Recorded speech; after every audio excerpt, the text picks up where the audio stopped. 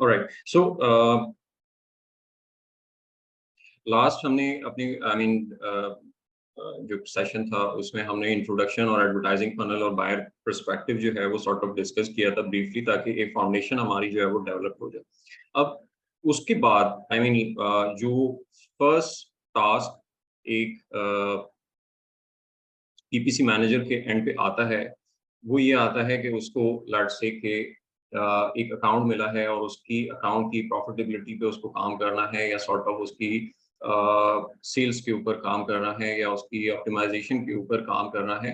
सो अब वो सारी चीज़ें कहाँ से स्टार्ट होती हैं और वो किस तरीके से कनेक्टेड है आपस में, वो थोड़ा-सा ज़रूरी है, ताकि आपका एक ओवरऑल पीपीसी मैनेजर का रोल एक पर्सपेक्टिव तो हमने डिस्कस कर लिया ऑब्वियसली कि उसका पर्सपेक्टिव क्या होना चाहिए। बट उसका अब ऑब्जेक्टिव क्या होना चाहिए, उसके लिए थोड़ा-सा हमें पीछे जाना पड़ेगा कि how things are working in in the perspective of a business, और वो बिज़नेस से किस तरीके से आपस में रिलेट करती है। ठीक है? तो फिर हमें ये समझ में आना स्टार्ट होगा कि कौन-सा काम जो काम हम कर रहे हैं, वो कहाँ से रिलेटेड है और किस तरीके से वो ओवरऑल बिज़नेस को फ़ायदा पहुँचा रहा है या उससे कनेक्टेड है। ठीक है? सो सबसे पहले एक ओवरऑल ऑब्जेक्टिव एक बिजनेस का अगर हम समझे, तो ओवरऑल कोई भी, अगर आप बिजनेस कर रहे हैं या आपका कोई क्लाइंट बिजनेस कर रहा है, तो उसका अल्टीमेट ऑब्जेक्टिव जो है वो प्रॉफिट अचीव करना है, उसको एक प्रॉफिटेबल बिजनेस जो है वो बनाना है। ठीक है? अब प्रॉफिटेबिलिटी किस तरीके से जनरेट की जा सकती है, उसके दो मेजर पैरामीटर्स हैं। अगर हम एक प्रॉफिट को डिस्ट्रीब्यूट करें ना अपनी सॉर्ट ऑफ एक इक्वेशन में। अच्छा, मुझे आप लोगों को ये बताइए, मुझे आपको ये शीट नजर आ रही है एक्सेल की? हाँ जी। जो ओके, ठीक है। सो अगर हम एक प्रॉफिटेबिलिटी की एक सिंपल इक्वेशन बनाएं, so net profit is equals to revenue minus expenses. ठीक है? कि जो बिजनेस के रेवेन्यूज हैं और उसमें से अगर हम एक्सपेंसेस डिडक्ट कर दें, तो जो एंड में जो भी अमाउंट बचेगा वो या तो प्रॉफिट होगा या फिर लॉस की फॉर्म में हमारे पास मौजूद होगा। ठीक है? अब अगर इसको मजीद ब्रेक डाउन करें, इसकी मजीद डिटेल में जाएं कि अगर रेवेन्यू जो है वो किस तरीके से डिटरमाइन होता है। सो रेवेन्यू इज कि आपकी सेल्स, यानी नंबर ऑफ यूनिट सोल्ड कितने हैं, कितनी सेल्स आप कर रहे हो, कितने क्लाइंट्स जो हैं वो कन्वर्जन जो हैं वो आपने की हैं, और आपकी सेल्स प्राइस माइनस एक्सपेंसेस। अगर हम अमेज़न पर्सपेक्टिव से देखते हैं, तो हमारी जो सबसे मेजर जो कॉस्ट है वो सबसे पहले लैंडिंग कॉस्ट है, यानी हमारी इन्वेंट्री की कॉस्ट है। उसमें उसको भी अगर हम सेगमेंट कर दें कि हमारी प्रोडक्शन कॉस्ट क्या है।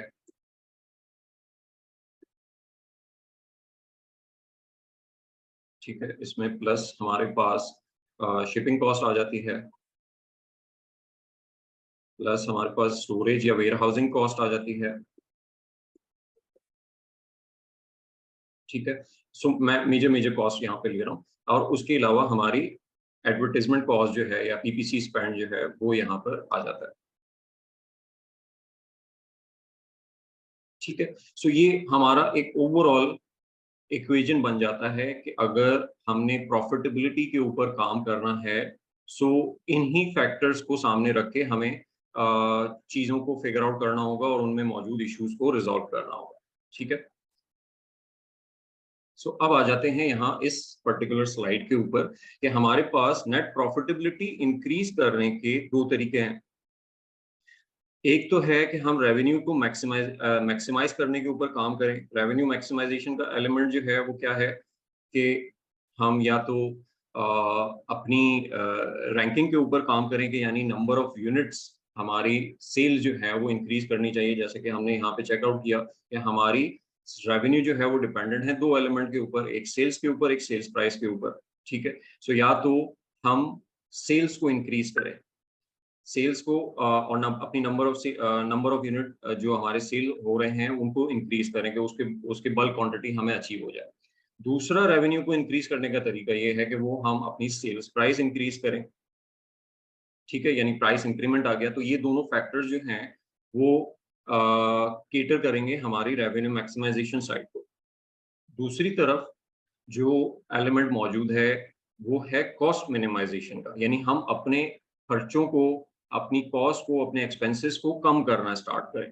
सो उसमें दो एलिमेंट आ जाते हैं। एक तो ये वाला फैक्टर आ जाता है कि जो डायरेक्ट एक्सपेंसेस हैं हमारे एक पर्टिकुलर यूनिट को लेकर के, मैं स्पेसिफिकली अमेज़न पर्सपेक्टिव से बात कर रहा हूँ। सो अब एक पर्टिकुलर यूनिट को लेकर के कि उसकी प्रोडक्शन कॉस्ट कितनी है, उसकी शिपिंग कॉस्ट कितनी है, उसकी वेयर हाउसिंग स्टोरेज कॉस्ट कितनी है, ठीक है। सो ये सारी की सारी जो है वो आई मीन इसमें प्रोडक्शन और शिपिंग जो है वो डायरेक्ट कॉस्ट है कि आपको अगर जो यूनिट सेल कर रहे हैं तो ये कॉस्ट को बेयर करनी ही पड़ेंगी। सो अब या तो इन कॉस्ट को मिनिमाइज करने के ऊपर काम किया जाए, ठीक है। दूसरा जो एलिमेंट आ जाता है वो आ जाता है हमारी मार्केटिंग, यानी एडवर्टाइजमेंट स्पेंड जो है वो हम किसी तरीके से रिड्यूस करने की कोशिश करें और उसको ऑप्टिमाइज करने की कोशिश करें और कम से कम स्पेंड करके अपनी ज़्यादा सेल्स अगर हम जनरेट करते हैं तो वहाँ से हमें ओवरऑल जो कॉस्ट मिनिमाइजेशन वाला एलिमेंट भी इनकर हो जाता है, क्योंकि उसकी वजह से स्पेंड कम हो रहा होगा और हमारे साथ साथ रेवेन्यू भी इंक्रीज कर रहे होंगे, ठीक है। सो अब थोड़ा-सा हम आते हैं रेवेन्यू मैक्सिमाइजेशन वाले एलिमेंट पे, मज़ीद उसको ब्रेक डाउन करते हैं कि उसमें एक तो प्राइस फैक्टर है कि जो कि बड़ा सिंपल फॉर्म है कि सिंपली हमने, अगर हमें रूम नज़र आ रहा है तो हमने प्राइस इंक्रीज़ कर दी। लेकिन दूसरा एलिमेंट है sales velocity. Sales velocity connected है हमारी रैंकिंग के साथ कि जितना हम ज़्यादा विज़िबल होंगे, जितना हम ज़्यादा बायर के लिए आई मीन उस आई मीन उनकी सर्चेस पे हम उस नज़र आ रहे होंगे, तो हमारे कन्वर्जन, हमारी सेल्स वेलोसिटी जो है वो ज़्यादा इंक्रीज़ कर रही होगी, ठीक है। सो अब ये रैंकिंग जो है वो किन फैक्टर्स के ऊपर डिपेंडेंट है? वो ऑब्वियसली कि जितना हम कन्वर्ट कर रहे होंगे, हमारी ऑर्गेनिक रैंकिंग जो है वो इम्प्रूव करती जाएगी। जैसा कि हमने लास्ट सेशन में भी डिस्कस किया था कि हमारी ऑर्गेनिक विजिबिलिटी जो है वो इतनी ज़्यादा नहीं होगी जब at the time of launch. So हमें उस कन्वर्जन हिस्ट्री को बिल्ड करना होगा through advertisement, through paid visibility. उसके थ्रू जब हम conversion I mean conversion setup करना स्टार्ट करेंगे, जनरेट करना स्टार्ट करेंगे, तो उसकी वजह से हमारी organic visibility I mean organic visibility और ऑर्गेनिक रैंक भी जो है वो इम्प्रूव करना स्टार्ट कर देंगे, ठीक है। अब कन्वर्जन में, अगर हम कन्वर्जन में एक बायर के पर्सपेक्टिव से देखें चीज को, सो वहां पर दो फैक्टर्स इन्वॉल्व हैं प्योरली। एक तो ये है कि अब जो प्रोडक्ट है उसकी विजिबिलिटी है या नहीं है उस पर्टिकुलर सर्च टर्म के ऊपर। यानी मैं अगर लेट्स से अमेज़न पे जा रहा हूँ, ठीक है, मैंने एक कीवर्ड सर्च किया प्लास्टिक नाइफ्स, मुझे प्लास्टिक नाइफ्स बाय करनी है। सो सबसे पहली चीज़ तो ये कि यहाँ पे जो प्रोडक्ट्स नज़र आ रही हैं, ऑब्वियसली मैं उन्हीं में से कोई ऑप्शन जो है वो सेलेक्ट करूँगा। So that the first factor is visibility, ठीक है, जो कि एक कन्वर्जन का रीज़न बनेगा। The second factor is offer, ठीक है, कि जब मेरे पास ये रिजल्ट्स अवेलेबल हैं, सो यहाँ पर अब रिजल्ट्स अवेलेबिलिटी के हिसाब से मैं अपनी रिक्वायरमेंट कि मुझे किस चीज़ की रिक्वायर्ड है, मुझे किस तरीके की नाइफ्स चाहिए, मुझे कितनी क्वांटिटी में नाइफ्स चाहिए, ठीक है। सो यहाँ पर अब मैं, जब मेरे पास विजिबिलिटी आ गई बहुत सारी प्रोडक्ट्स की, सो अब मैं उसको चेकआउट करना शुरू हुआ कि हर इंडिविजुअल प्रोडक्ट जो है वो क्या ऑफर कर रहा है, वो कितनी वो आई मीन उसमें क्वांटिटी भी मैटर करती है, उसमें प्राइस मैटर करती है, सो एंड सो। सो मैं उनकी ऑफर्स को एनालाइज करना स्टार्ट करूंगा। तो इन दो फैक्टर्स की वजह से अल्टीमेट जो मेरे कन्वर्जन का जो डिसीजन होगा वो इन दो फैक्टर्स की वजह से होगा, ऑफर की वजह से और विजिबिलिटी की वजह से, ठीक है। सो अब जो ऑफर है, ठीक है, ऑफर में क्या क्या फैक्टर इन्वॉल्व हैं and the offer is the reason कि हम एक पीपीसी मैनेजर जो है वो रिटेल रेडीनेस के ऊपर काम करता है, ठीक है। That's was the whole point कि यहाँ पर जो चीजें हमने उसको ड्रिल डाउन किया है उसको नेट प्रॉफिट से, कि हम रिटेल रेडीनेस जो है उसके ऊपर काम क्यों करते हैं और वो किस तरीके से इम्पैक्ट करता है हमारी नेट प्रॉफिटेबिलिटी को, ठीक है। सो अगर हम ऑफर को चेकआउट करें तो ऑफर में हमारे पास क्या-क्या चीजें एक बायर के पर्सपेक्टिव से अगर हम सोचें तो उसके पास क्या-क्या इंफॉर्मेशन अवेलेबल होती है जिसकी बेसिस पे वो डिसीजन ले रहा होता है, ठीक है? सो फर्स्ट थिंग अगर हम किसी एक पर्टिकुलर प्रोडक्ट पे चले जाते हैं, लेट्स से ये हमारे पास लेट्स से इस लिस्ट को ओपन करते हैं, ठीक है? सो अब इस लिस्ट पे मेरे पास जो-जो चीज़ें अवेलेबल हैं, ठीक है? या बल्कि उससे पहले भी अगर हम एक सॉर्ट ऑफ यहाँ पे सर्च रिजल्ट्स के ऊपर देख लें कि यहाँ पर भी तो एक सॉर्ट ऑफ कंपैरिजन हो रहा है, राइट? सो यहाँ क्या-क्या चीज़ें विज़िबल हैं एक बायर को? सबसे पहले मेन इमेजेस की बात कर लें, ठीक है? कि हमारी जो इमेज है, उस प्रोडक्ट की इमेज है, वो एक बड़ा रोल प्ले कर रही होती है उस ऑफर को सेटअप करने में। ठीक है। फिर नेक्स्ट आ जाते हैं कि यहाँ पर हमारे पास टाइटल्स अवेलेबल हैं, विज़िबल हैं एक बायर को, कितने आई मीन कितनी नाइव्स हैं इसके अंदर, ठीक है? क्या पैक साइज़ है, उसका साइज़ वगैरह, उसका मटीरियल एक्सेट्रा, ये इन्फॉर्मेशन मे बी शायद उस टाइटल में जो है वो मुझे विज़िबल हो किसी हद तक। थर्ड थिंग इज़ जो सोशल प्रूफ मुझे यहाँ पर नज़र आ रहा है, ठीक है? सो कितनी रेटिंग्स हैं, कितने नंबर ऑफ रिव्यूज़ हैं, क्या रेटिंग्स हैं, फीडबैक कैसा है, ठीक है? ये एक सोशल प्रूफ मुझे मिल रहा है, जिसकी वजह से इवेंचुअली एक बायर का सॉर्ट ऑफ ट्रस्ट डेवलप होता है उस प्रोडक्ट के ऊपर सोशल प्रूफ की वजह से। और अगर वो नेगेटिव रिव्यूज़ का पोर्शन ज़्यादा है, चंक आई मीन रेटिंग्स जो हैं वो लो हैं, तो ऑब्वियसली वो एडवर्सली अफेक्ट करता है एक बायर के डिसीजन को। और थर्ड थिंग कि यहाँ पर प्राइस किस तरीके से ऑफर की हुई है और प्राइस कौन सी प्रोडक्ट जो है वो किस प्राइस में अवेलेबल है और मेरे लिए क्या ज़्यादा कॉस्ट इफेक्टिव है, क्या ज़्यादा कन्वीनियंट है। इस ये सारे एलिमेंट्स यानी ये 4 एलिमेंट्स जो हैं वो यहाँ पर हमने उसको ब्रेक डाउन इसी तरीके से किया है। First is sales copy which is our title and the bullet points.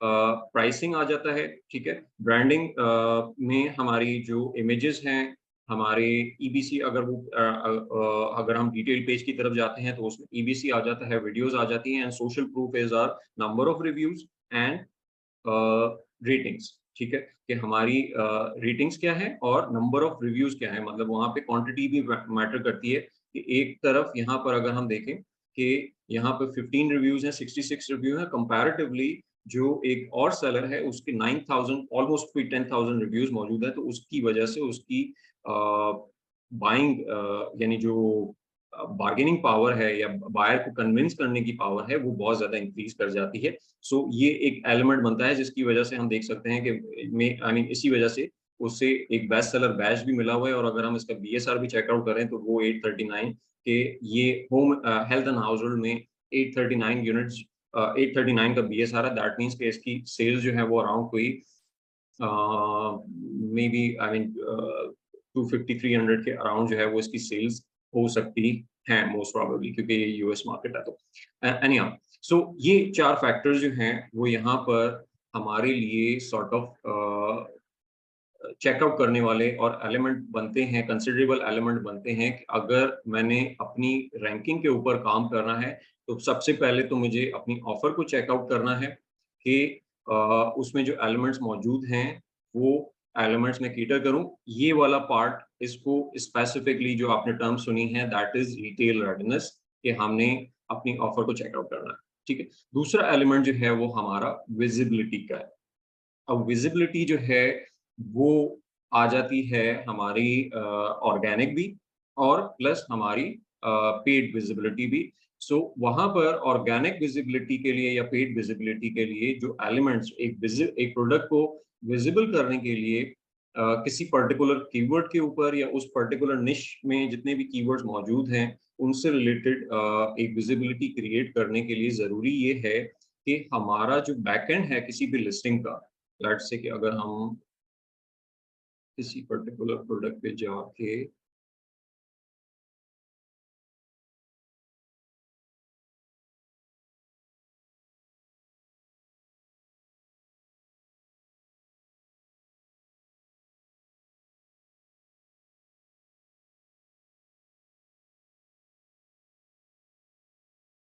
अब ये एक लिस्टिंग का जो है वो बैकएंड है, ठीक है? यहाँ पर बहुत सारी इन्फॉर्मेशन जो है वो हम अपने प्रोडक्ट के हवाले से इनपुट करते हैं, ठीक है? इसमें प्राइस भी आ जाती है, इसमें टाइटल्स और डिस्क्रिप्शंस भी आ जाती हैं, सी? सो यहाँ पर अगर हम प्रोडक्ट डिटेल्स वाला सेक्शन देखते हैं तो यहाँ पर हमारे बुलेट्स मेंशन हैं, हमारे कीवर्ड्स, जेनेरिक कीवर्ड्स का, जो कि पहले इसको सर्च टर्म की आई मीन जो अमेज़न ने इसको टाइटल दिया हुआ था वो सर्च टर्म कहते थे, हम इसको नॉर्मली बैकएंड सर्च टर्म्स कहते थे पहले। सो यहाँ पर ये इन्फॉर्मेशन अवेलेबल है जहाँ पर अमेज़न आपसे ये मांगता है कि ये प्रोडक्ट जो है वो और किन सर्च टर्म्स के अराउंड जो है वो और कौन-कौन सी सर्च टर्म्स हैं जो इस प्रोडक्ट से रिलेटेबल हैं, ठीक है? सेकंडली यहाँ पर हम फिर उसके size, number of pieces and ये सारी चीज़ें ऑफ़र करते हैं। अगर मैं प्रोडक्ट आइडेंटिटी में जाऊँ, तो यहाँ पर हम उस पर्टिकुलर प्रोडक्ट का टाइटल शेयर कर रहे हैं, ठीक है? जो कि टाइटल भी हमारे, क्योंकि उसमें भी हमारी एक डिस्क्रिप्टिव फॉर्म है, उसमें हम कीवर्ड जो है वो यूज़ कर रहे हैं जिनकी वजह से अमेज़न वो सारा डाटा जो है वो कलेक्ट करता है और उसको यूज़ कहाँ करता है, मैं उसको थोड़ा-सा मज़ीद एक्सप्लेन करता हूँ। ओके।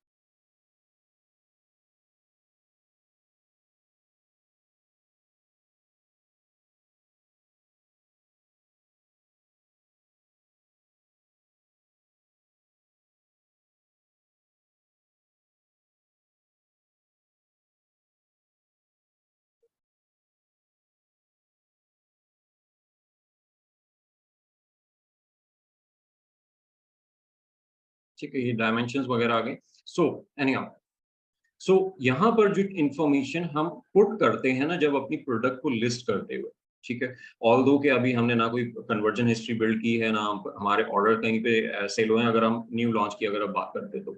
सो वहाँ पर हमने कोई ऑर्डर जनरेट नहीं किए हैं, ना ऑर्गेनिकली ना पीपीसी के थ्रू, हमने सिर्फ प्रोडक्ट को लिस्ट किया है। अब ये सारी इन्फॉर्मेशन चाहे वो टाइटल में हो, चाहे वो बुलेट्स में हो, चाहे वो हमारी बैकएंड सर्च टर्म्स में हो जिनको जेनेरिक कीवर्ड का अब उसने अमेज़न ने टाइटल दे दिया, या चाहे वो हमारी कैटेगरी हो, जो कैटेगरी हमने प्रोडक्ट की डिफाइन की हुई है। ये सारी इन्फॉर्मेशन अमेज़न कलेक्ट करता है और उसकी बेसिस पे हमारी सर्च इंजन ऑप्टिमाइज़ेशन करता है। ये सारी इन्फॉर्मेशन अमेज़न कलेक्ट करके ये आइडेंटिफ़ाई करता है कि हमारा रेलेवेंट टारगेट ऑडियंस जो है वो किन कीवर्ड्स पे मौजूद है, ठीक है? इसमें सबसे पहली प्रायोरिटी जो है वो हमारी टाइटल के ऊपर आ जाती है। देन यहाँ पर आई मीन थोड़ा-सा जो है वो डिफरेंट ओपिनियंस मौजूद हैं, बट आई बिलीव कि बुलेट जो हैं वो सेकंड रोल प्ले करते हैं। कुछ कहते हैं कि अमेज़न सर्च टर्म जो हैं वो second role I mean second priority होते हैं। And third is Amazon search term, जो आई मीन जो बैकएंड सर्च टर्म्स हैं वो थर्ड। लेकिन हमने इन तीनों को वेदर के वो जो भी ऑर्डर हो उसका टाइटल जो है वो सबसे ज़्यादा इम्पोर्टेंट है ऑब्वियसली।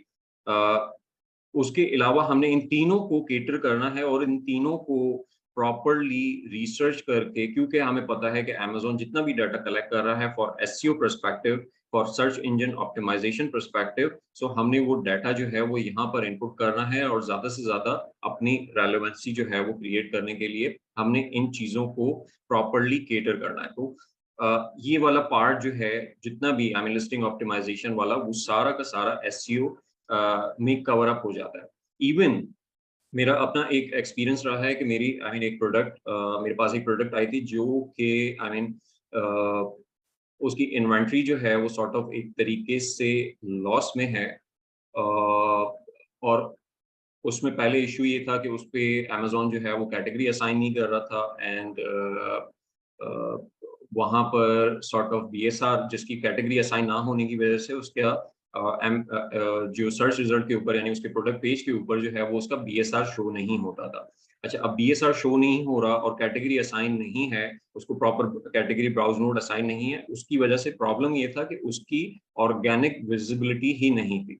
यानी वो ऑर्गेनिकली डिस्कवरेबल नहीं था। बेशक आप जितने भी पेजेज़ जो हैं वो सर्च आउट कर लो, जितने भी कीवर्ड जो हैं वो सर्च आउट कर लो, वो ऑर्गेनिकली विज़िबल नहीं था।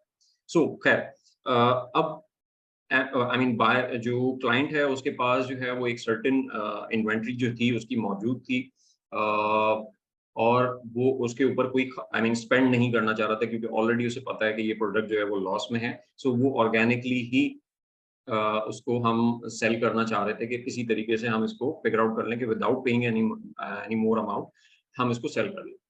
सो वहाँ पर जो चीज़ हमने टेस्ट की वो ये थी कि पहले तो हमने कैटेगरी वाला एक इश्यू सॉर्ट ऑफ रिज़ॉल्व किया थ्रू अमेज़न के उस पे प्रॉपर्ली कैटेगरी जो है वो असाइन हो जाए।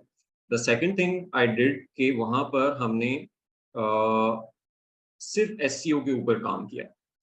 एसईओ के ऊपर काम किया तो जब एसईओ किया, आई मीन जो एसईओ से पहले की पोजीशन थी वो ये थी कि वो अराउंड कोई 3 से 4 सिस्टम्स ऐसी थी जहां पर वो इंडेक्सिंग शो करता था इन रिवर्स, जब हम उसको सेरेब्रो में रिवर्स कर देते थे, ठीक है।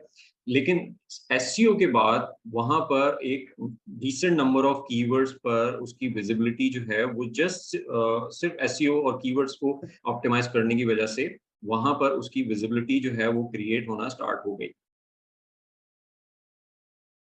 ठीक है। सो ये चीज, आई मीन एसईओ सिर्फ विजिबिलिटी क्रिएट करने के लिए, चाहे आप पीपीसी एग्रेसिवली रन कर रहे हो या जो वॉट एवर स्ट्रैटेजी आप बना रहे हो, सबसे पहला जो काम है वो एसईओ के ऊपर काम करना है और उसको प्रॉपरली ऑप्टिमाइज करना है। अच्छा, सब पूछ रही हैं कि does this fall under PPC managers GD और we depend on the SEO listing person and blindly follow what he provides.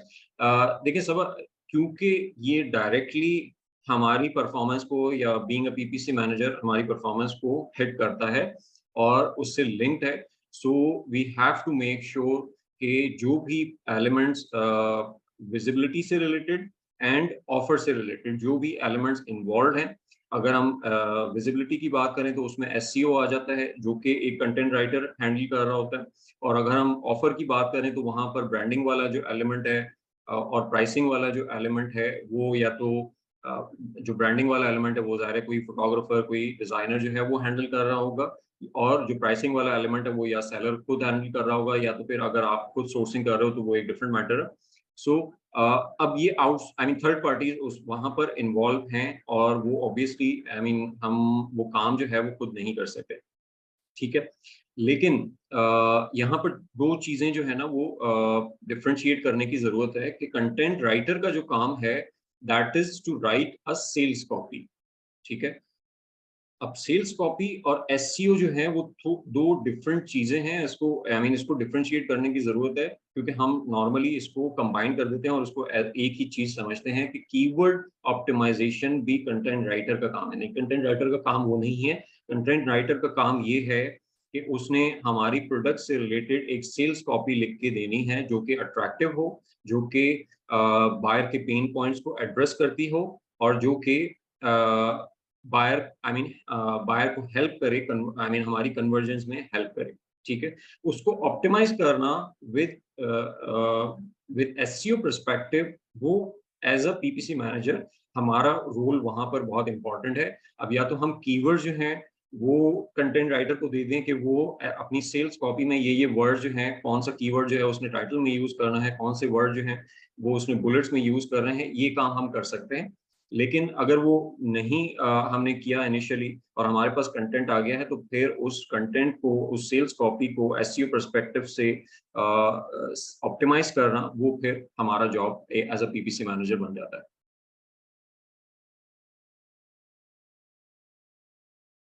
EBC, so detailed pages required for SEO और EBC content should be clear optimized। अच्छा, इसमें जो EBC होता है, I mean एक product display page पे, ठीक है। यहाँ पर हम अगर चले जाते हैं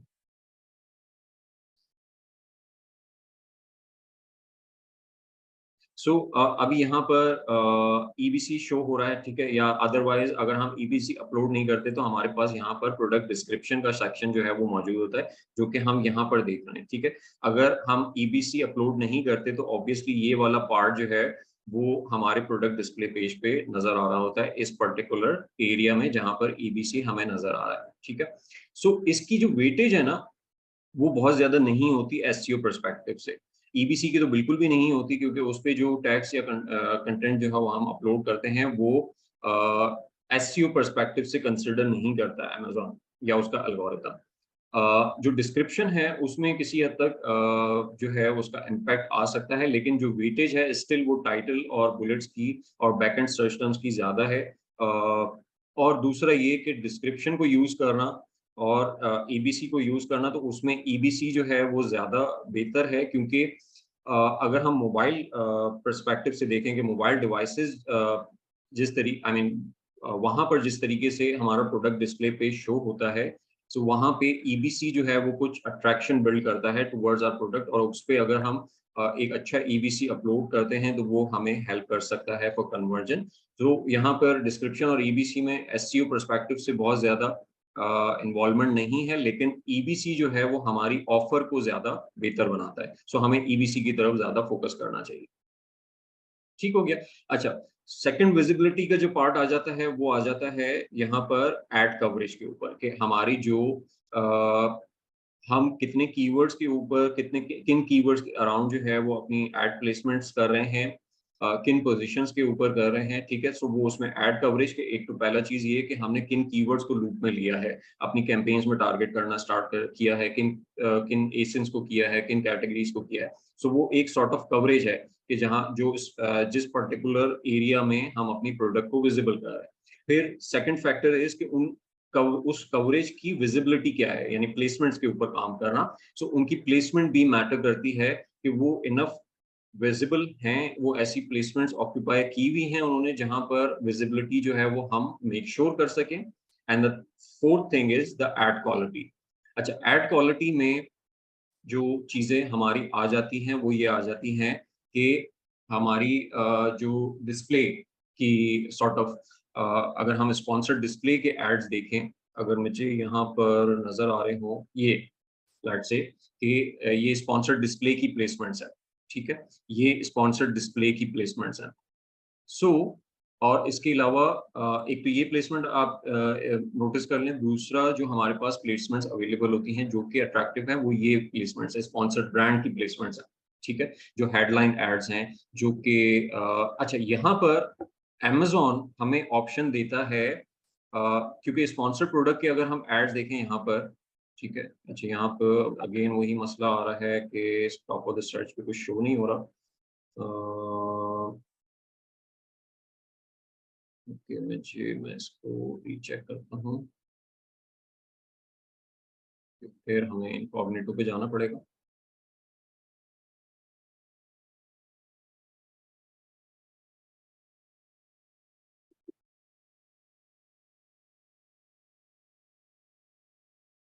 ओके, सो अब ये जो पर्टिकुलर एड प्लेसमेंट है ये स्पॉन्सर्ड एड की एड प्लेसमेंट है।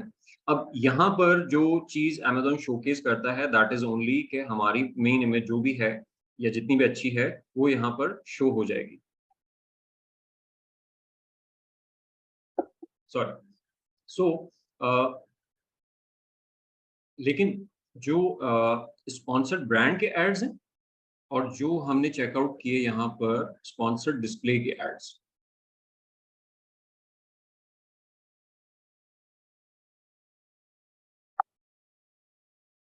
ये स्पॉन्सर्ड डिस्प्ले के, सो इन क्रिएटिव्स के ऊपर या इन एड प्लेसमेंट के ऊपर Amazon हमें अलाउ करता है कि हम क्रिएटिव इमेजेस यूज कर सकते हैं, लाइफस्टाइल इमेजेस यूज कर सकते हैं other than our main image. So यहाँ पर हमारे पास ऑप्शन है कि हम अपनी एड क्वालिटी को ज्यादा बेहतर बना सकते हैं, उसको इम्प्रूव कर सकते हैं।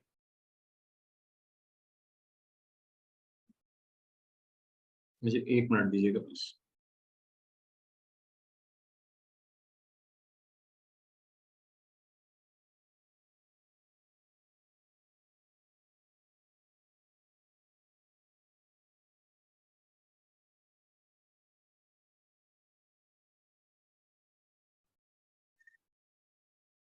ऑलराइट, सो वहां पर हमारी एड क्वालिटी जो है वो मैटर करना स्टार्ट कर देती है। स्पॉन्सर्ड प्रोडक्ट में हमारे पास एड क्वालिटी जो है वो इतना बहुत ज्यादा इम्पैक्ट नहीं करती, लेकिन स्पॉन्सर्ड ब्रांड के टर्म्स में और स्पॉन्सर्ड डिस्प्ले के टर्म्स में एड क्वालिटी जो है वो मैटर करती है। उसमें जो ऑप्शंस अवेलेबल हैं उनको हम यूटिलाइज कर सकते हैं अपनी विजिबिलिटी को बेहतर करने के लिए, अगर वहां पर हम अट्रैक्टिव इमेजेस जो हैं वो यूज करते हैं।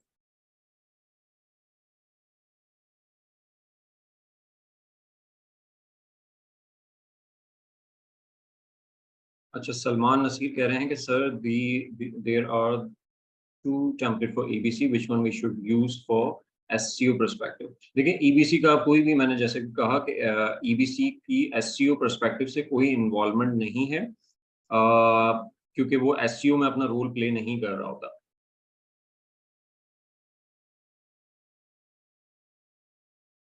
सो यहाँ पर ईबीसी को हम प्रायोरिटी देंगे फॉर ऑफर पर्सपेक्टिव से, कि वो हमारी ऑफर को बेहतर बनाता है, क्योंकि जब वो एक अगर आप प्रोडक्ट डिस्प्ले पेज विजिट करते हो, खास तौर पे मोबाइल यूजर्स जब डिस्प्ले पेज विजिट करते हैं तो उनको जो विजिबिलिटी इमेजेस के बाद जो ईबीसी इमेजेस नजर आती हैं, सो वो हमारी ऑफर को ज़्यादा बेहतर बनाता है। सो उस पर्सपेक्टिव से ईबीसी को यूज़ करना चाहिए, लेकिन ईबीसी एसईओ में रोल प्ले नहीं करता।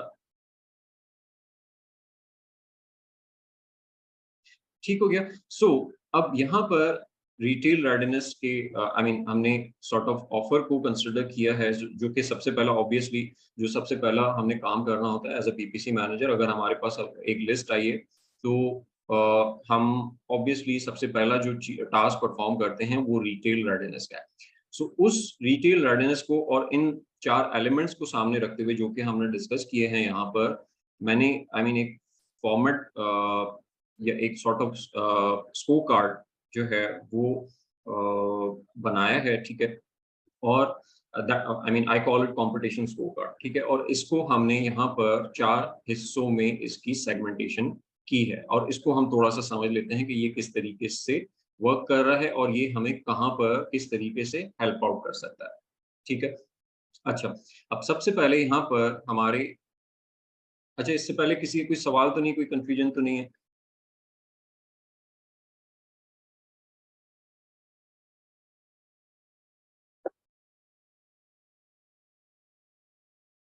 ऑलराइट।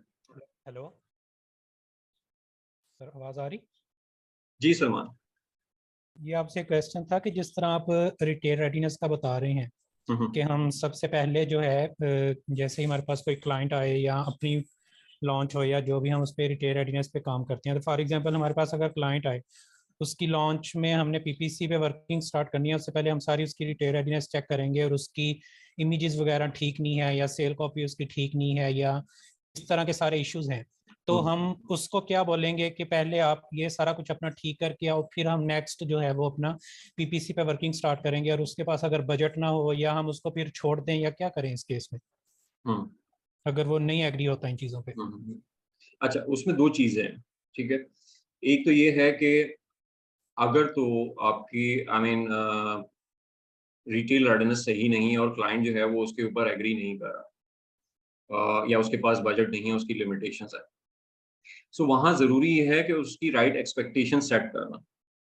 राइट एक्सपेक्टेशन क्यों सेट करना? क्योंकि इवेंचुअली अगर आपकी रिटेल रेडीनेस प्रॉपर नहीं है, तो आपकी कन्वर्जन जो है वो मोस्ट प्रोबेबली हर्ट होंगी, और कन्वर्जन हर्ट होगी तो ऑब्वियसली आप वो रिजल्ट्स नहीं दे पाओगे जो कि एक क्लाइंट जो है वो आपसे एक्सपेक्ट कर रहा होगा।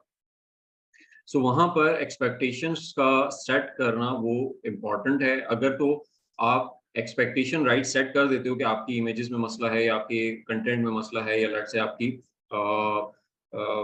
जो ईबीसी है उसमें मसला है, सो अगर आप फिक्स नहीं करते हो उसको, तो आपके ये कन्वर्जन रेट जो हैं वो आप एक्सपेक्ट करो और उसकी बेसिस पे ये रिजल्ट जो हैं वो आपको अचीव हो सकते हैं। सो अगर वो आपकी एक्सपेक्टेशन से एग्री कर जाता है, जो रिजल्ट्स आप उसको कमिट कर रहे हो, तब तो ठीक है, आई मीन तो उसके साथ जो है वो मूव ऑन किया जा सकता है।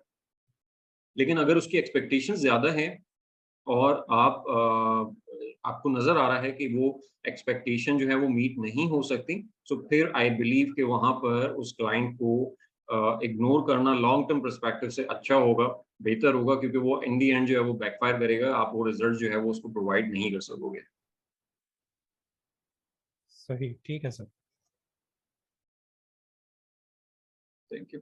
अच्छा, यहाँ पर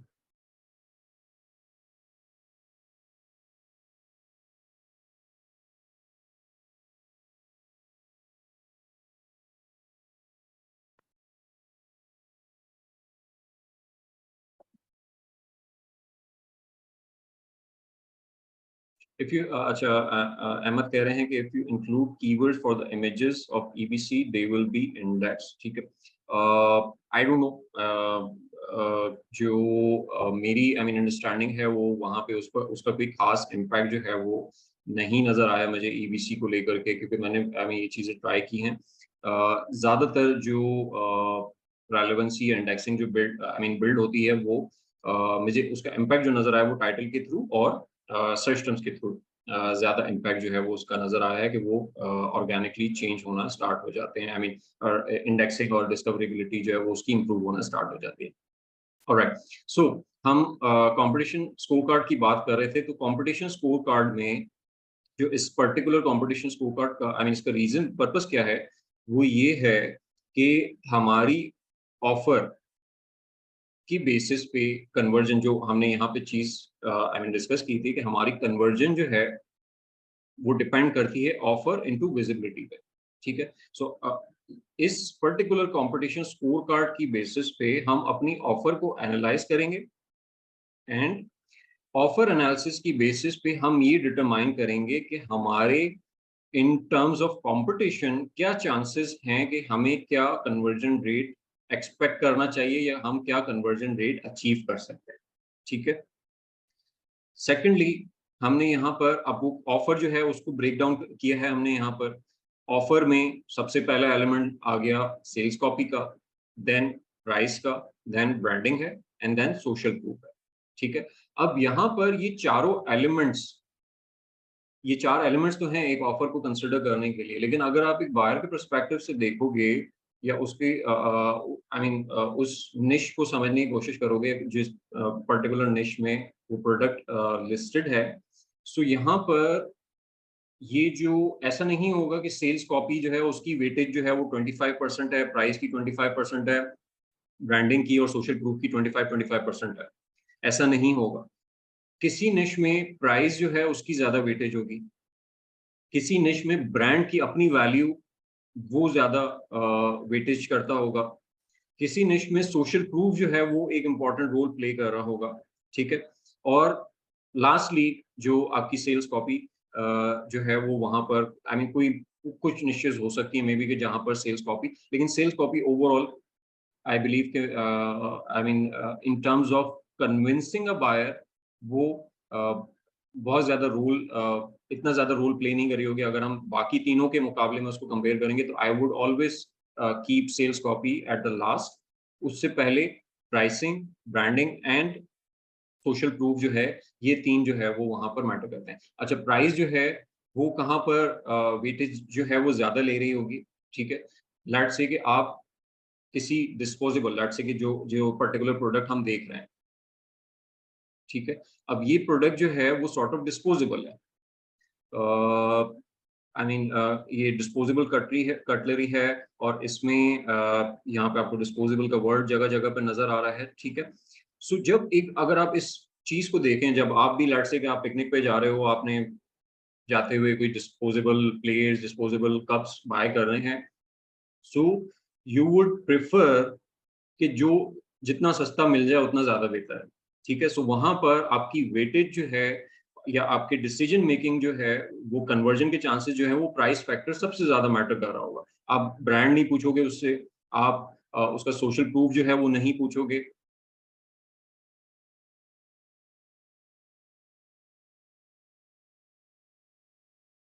आप उससे सोशल प्रूफ नहीं पूछोगे, आप वहां पर अपना सॉर्ट ऑफ प्राइस फैक्टर की बेसिस पे डिसीजन लोगे, क्योंकि आपको पता है कि आपने एक ही दफा यूज करके उस प्रोडक्ट को फेंक देना है। ठीक है, उसके बाद उसका कोई यूजेज नहीं है। तो डिस्पोजेबल प्रोडक्ट्स या उससे सिमिलर प्रोडक्ट्स वहां पर प्राइस जो है वो ज्यादा फैक्टर या डिसीजन मेकिंग में ज्यादा इंपॉर्टेंट रोल जो है वो प्ले कर रहा होता है। ठीक है, अदर देन दैट अगर हम किसी और निश में चले जाते हैं, लेट्स से इलेक्ट्रॉनिक्स में चले जाते हैं, लैपटॉप्स, मोबाइल्स, टेलीविजन, सही है, वहां पर प्राइस इररेलेवेंट हो जाती है मोस्टली बायर्स के लिए। वहां पर आप सीख कर रहे होते हैं कि यार फला फला ब्रांड का मुझे लैपटॉप चाहिए, फला फला ब्रांड का मुझे एलसीडी या एलईडी ये चाहिए। क्यों? क्योंकि आपको वहां पर क्योंकि उसकी प्राइस उसका प्राइस पॉइंट इतना हाई होता है इलेक्ट्रॉनिक आइटम का कि वहां पर आप क्योंकि ज्यादा अमाउंट पे कर रहे हो, so you have to ensure about the quality of the product. ठीक है, so quality of the product में आपके दो एलिमेंट्स जो है वो इन्वॉल्व हो जाते हैं, एक तो सोशल प्रूफ और दूसरा एक ब्रांड अवेयरनेस। ठीक है, सो यहाँ पर ब्रांड अवेयरनेस सोशल प्रूफ से भी ज्यादा फैक्ट इंपॉर्टेंस जो है वो ले जाती है। अगर आप लाइट से मोबाइल परचेज करने जाते हो, आप सैमसंग या आईफोन या इन ब्रांड्स को ज्यादा प्रेफर करोगे, वो एक डिफरेंट चीज है कि वो आपके बजट में आ रहा है या नहीं आ रहा, but in terms of quality, in terms of trust, आप कहोगे कि हाँ ये बेहतर क्वालिटी है। अगर आपका बजट अलाउ करता है तो ऑब्वियसली आप यही ब्रांड जो है वो चूज करोगे। बट अगर आपके बजट अलाउ नहीं करता तो ऑब्वियसली फिर आप जो है वो दूसरे ऑप्शन जो है वो एक्सप्लोर करोगे। बट वो चीज ब्रांड वैल्यू जो है वो वहां पर सबसे इंपॉर्टेंट रोल जो है वो प्ले कर रही है, ठीक है।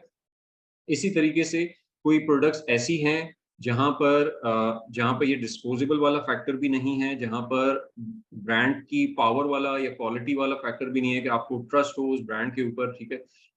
इसी तरीके से आई मीन जिस तरीके से इलेक्ट्रॉनिक में है, आपको फूड आइटम्स में, आपको हेल्थ एंड मेडिकल से रिलेटेड आइटम्स में, वहां पर भी ब्रांड जो है वो एक इंपॉर्टेंट रोल प्ले कर रहा होता है, ठीक है। सो लेकिन अदर देन दैट जो दूसरे आइटम्स हैं वहां पर आपका फोकस जो है वो फिर सोशल प्रूफ की तरफ चला जाता है। यानी वो आइटम प्राइस कॉन्शियस भी नहीं हो आप उससे रिलेटेड, वो कोई डिस्पोजेबल प्रोडक्ट नहीं है, और ना ही वो कोई ऐसा एक्सपेंसिव प्रोडक्ट है कि जिसमें आपको ब्रांड कंसिडर करना पड़े। तो वहां पर जो इंपॉर्टेंट रोल सबसे ज्यादा प्ले कर रहा होता है वो कर रहा होता है सोशल प्रूफ, ठीक है। सो द पॉइंट इज कि हर निश में जो वेटेज है इन चार एलिमेंट्स की वो डिफरेंट हो सकती है और होगी लाजमी। सो हम यहाँ पर जो वेटेज कंसिडर करेंगे, जो मैंने यहाँ पर स्कोर कार्ड में हर एक के अराउंड जो मेंशन की हुई है, वो डिफर कर सकती है फ्रॉम निश टू निश, फ्रॉम प्रोडक्ट टू प्रोडक्ट, ठीक है। अब ये पर्टिकुलर निश है, यहाँ पर डिस्पोजेबल प्रोडक्ट जो हैं वो इन्वॉल्व हैं। सो यहाँ पर मैंने सेल्स आई मीन जो सबसे ज्यादा जो वेटेज दी है वो एक तो प्राइस को दी है कि आउट ऑफ 100 30 वेटेज जो है मैंने प्राइस को दी है, एंड 30 ही मैंने सोशल प्रूफ को दी है कि बायर जो है वो ये इंश्योर कर ले कि अच्छी प्राइस भी मिल रहा है और अच्छी क्वालिटी, एक डिसेंट क्वालिटी भी है, तो भी मेरे लिए वाइबल होगा, ठीक है। सो वो फैक्टर्स ज्यादा इंपॉर्टेंट हो जाते हैं बायर्स के परस्पेक्टिव से। सेल्स कॉपी एंड ब्रांडिंग इस पर्टिकुलर प्रोडक्ट के लिए बहुत ज्यादा इंपॉर्टेंट नहीं है, तो उसकी वेटेज जो है मैंने यहाँ पर कम रखी है, ठीक है। सो अब इस वेटेज की बेसिस पे हमारी जो पॉइंट कैलकुलेशन है वो इसी बेसिस पे होगी। जो सब आप पूछ रहे हो ना कि how have you scored the sales copy sir via any tool, देखिए सेल्स कॉपी में मैं बता देता हूँ कि हम किस तरीके से पॉइंट्स को कवर कर रहे हैं जब हम उसको एलिमेंट किसी टूल के थ्रू नहीं किया है। ये स्कोर कार्ड जो है वो मेरा अपना डेवलप किया हुआ है।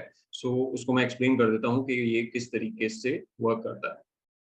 अच्छा, अब यहाँ पर आ जाते हैं कि जब हम सेल्स कॉपी की बात करते हैं, ठीक है। Sales copy is totally descriptive, उसमें टाइटल है, उसमें बुलेट्स है, ठीक है। हम डिस्क्रिप्शन को यहाँ पर कंसिडर नहीं कर रहे, हम टाइटल और बुलेट्स को कंसिडर कर रहे हैं, राइट। सो टाइटल में सबसे पहले जो चीज है कि वो कीवर्ड, वो प्रोडक्ट का नाम, ठीक है, कि जिस जो बहुत ज्यादा नोन है, जिससे आई मीन एक आपका बायर जो है वो फौरन आपकी प्रोडक्ट को आइडेंटिफाई कर लेता है, ठीक है। कि फॉर एग्जांपल के इसकी एग्जांपल कैसे दी जाए, मतलब प्लास्टिक कप्स, राइट। अब प्लास्टिक कप्स अगर मेरी या डिस्पोजेबल प्लास्टिक कप्स मेरे टाइटल में लिखा हुआ है तो आपको इमीडिएटली क्लिक हो जाता है कि ये क्या प्रोडक्ट है, ठीक है। या इसके बजाय मैं प्लास्टिक का कोई केमिकल नेम ले रहा हूँ, ठीक है, वो आई डोंट नो वो प्रोपिलीन करके कुछ इस तरीके से उसके कुछ टर्मिनोलॉजीज यूज होती हैं। तो मैं उसके बजाय आई मीन प्लास्टिक के बजाय उसकी एक केमिकल कंपोजिशन की बेसिस पे उसका नाम ले रहा हूं। अब वो बायर के लिए ऑब्वियसली अंडरस्टैंडेबल नहीं है। सो ऑब्वियसली यहाँ पर जो चीज फैक्टर करेगी कि हमने टाइटल में वो चीज इनपुट करनी है जो कि बायर के लिए ज्यादा अंडरस्टैंडेबल है और फौरन उसको क्लिक करे कि ये प्रोडक्ट जो है वो क्या है और क्यों सेल आई मीन क्या ऑफर जो है वो उसे मिल रही है। दूसरी चीज उसका मीनिंगफुल होना, ठीक है। अब यहाँ पर अगर हम इस पर्टिकुलर प्रोडक्ट को देखें, ठीक है, और इसके टाइटल्स को एनालाइज करें, सो पहला जो कंपैटिटर है जो कि बेस्ट सेलर भी है, ठीक है, उसने जो अपना टाइटल मेंशन किया है वो किया है कि अपना brand name clear knifes heavy duty crystal 100 knifes, ठीक हो गया। दूसरा ब्रांड है comfy package 300 pack heavy weight disposable clear plastic knifes, जब ये अच्छा, ये मैंने डमी लिस्टिंग्स उठाई हैं, ठीक है। सो यहाँ पर जो एक थर्ड प्रोडक्ट नजर आया, इसको हम कंसिडर करते हैं कि ये हमारा प्रोडक्ट है, राइट। सो यहाँ पर अगर हम इसका टाइटल एनालाइज करते हैं तो रे के RK plastic knife 600 pack, medium weight plastic silverware disposable knife for all gatherings, premium white plastic knife disposable cutlery, फला फला फला, ठीक है, एक्सेट्रा एक्सेट्रा। अब एक ऐसी प्रोडक्ट जहां पर जो डिस्पोजेबल है, जो चीप है, ठीक है, सो वहां पर ये चीज अंडरस्टैंड करना जरूरी है कि यहाँ पर बायर के लिए कंसिडरेबल चीज क्या है कि कितनी नाइव्स मिल रही हैं और उसकी क्वालिटी क्या है वगैरह वगैरह, ठीक है, उसका पैक साइज क्या है, उसका मटेरियल वगैरह क्या है, वो आपने डिस्क्राइब कर दिया और प्रोडक्ट का नाम डिफाइन कर दिया, दैट्स इट। आपको दोनों जो बेहतर सेलर्स हैं, एक तो बेस्ट सेलर है और दूसरा उससे एक अच्छी रेटिंग में सेल कर रहा है, सो वो दोनों सेलर ने एक बड़ा प्रिसाइज सा मैसेज दिया है यहाँ पर कि क्या पैक साइज है और क्या प्रोडक्ट है और उसका हैवी वेट डिस्पोजेबल वगैरह वगैरह, जो आई मीन उसकी क्वालिटी को थोड़ा सा डिस्क्राइब कर दिया। लेकिन जो थर्ड सेलर है यहाँ पर आप देखें कि उसमें उसने यहाँ पर वो सॉर्ट ऑफ क्लटर कर दिया है वर्ड्स का, जो कि इस पर्टिकुलर निश के बायर के लिए इम्पॉर्टेंट ही नहीं है। क्यों एक डिस्पोजेबल प्रोडक्ट को परचेज करते हुए या एक सस्ती प्रोडक्ट को परचेज करते हुए क्या बायर इतनी सारी चीज़ों को देख रहा होगा कि वो गैदरिंग्स में इन्वॉल्व हो सकता है? उसे पता है ऑलरेडी, उसकी अंडरस्टैंडिंग है कि ये प्रोडक्ट जो है वो किन जगहों पे यूज होती है और कैसे, आई मीन सॉर्ट ऑफ इसकी यूटिलिटी वगैरह क्या है, ठीक है। वो आपने उसके लिए इम्पोर्टेंट है कि आप क्या पैक साइज दे रहे हो, किस क्वालिटी में दे रहे हो, ठीक है, दैट्स इट, ठीक है। उससे ज्यादा उसको इंफॉर्मेशन रिक्वायर्ड नहीं है, तो यहाँ पर ये पर्टिकुलर टाइटल जो है वो इररेलेवेंट हो जाता है, ठीक है। इररेलेवेंट या सॉर्ट ऑफ टू लेंथी आप इसको कह सकते हो। सो उसकी बेसिस पे अगर हम इसको पॉइंट्स दें आउट ऑफ अच्छा, मैं यहाँ पर हमने जो अवेलेबल पॉइंट्स दिए हैं वो दिए हैं ऑन द बेसिस ऑफ कि अगर 20 पॉइंट्स अवेलेबल हैं तो उसमें टाइटल को कितने जाएंगे और बुलेट्स वगैरह को कितने जाएंगे, ठीक है। सो हमने यहाँ पर टाइटल को 5 पॉइंट्स इन टोटल दिए हैं। 2.5 is for the product description कि उसको किस वर्ड से, किस टर्मिनोलॉजी से डिस्क्राइब किया गया है, and second is the meaningfulness of the title, ठीक है। सो अगर वर्ड के हिसाब से देखें तो हाँ ठीक है, वो आई मीन वर्ड तो आई मीन प्रोडक्ट को तो प्लास्टिक नाइफ से ही डिफाइन किया गया है, बट अगर उसकी मीनिंगफुलनेस देखें तो वो बहुत ही माइनर है। इतनी ज्यादा नीड नहीं थी इस पर्टिकुलर निश के लिए कि आप इतनी ज्यादा यूटिलिटी उसकी डिफाइन करो, उसके लिए एक सिंपल क्लियर मैसेज जो था वो इनफ था।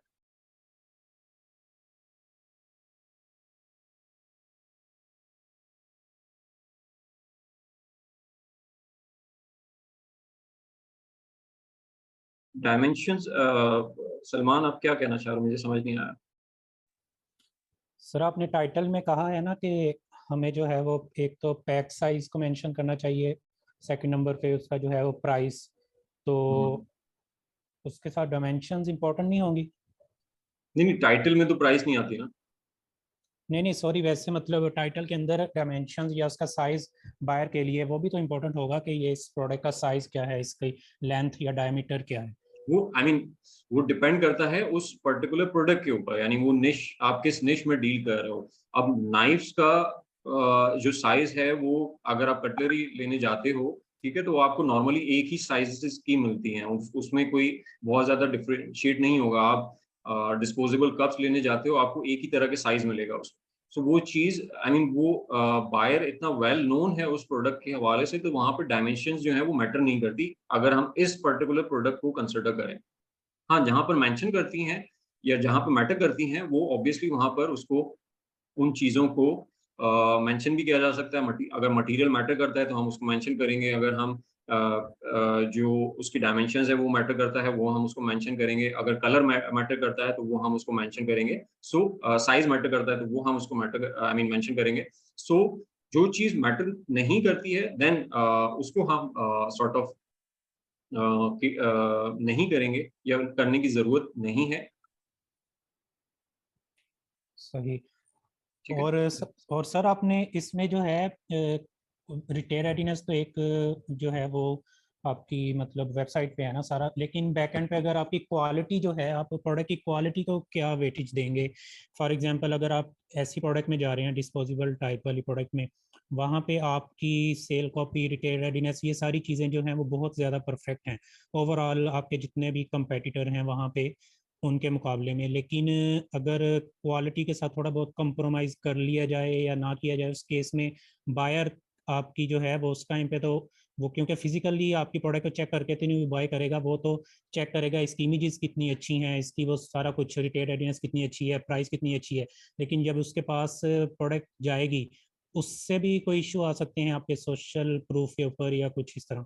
नहीं, वो तो ऑब्वियसली आएंगे ना। अगर उसकी क्वालिटी सही नहीं है तो ऑब्वियसली उसका इम्पैक्ट जो है वो आपकी रेटिंग्स पर आएगा और आपका सोशल प्रूफ डिस्टर्ब होना स्टार्ट होगा। इवेंचुअली आपकी ओवरऑल ऑफर जो है वो खराब हो जाएगी, क्योंकि अगर रेटिंग जो है वो लो है तो वो इवेंचुअली आपकी ऑफर को डिक्लाइन पे लेके जाएगी और कंपैरेटिवली बाकी कंपैटिटर्स के मुकाबले में आपकी ऑफर जो है वो डिक्लाइन कर जाएगी। सो उसको, और क्वालिटी तो हमने लाजमी तौर पे मेक श्योर करनी है ना, वहाँ पे हमने कॉम्प्रोमाइज नहीं करना क्वालिटी के ऊपर।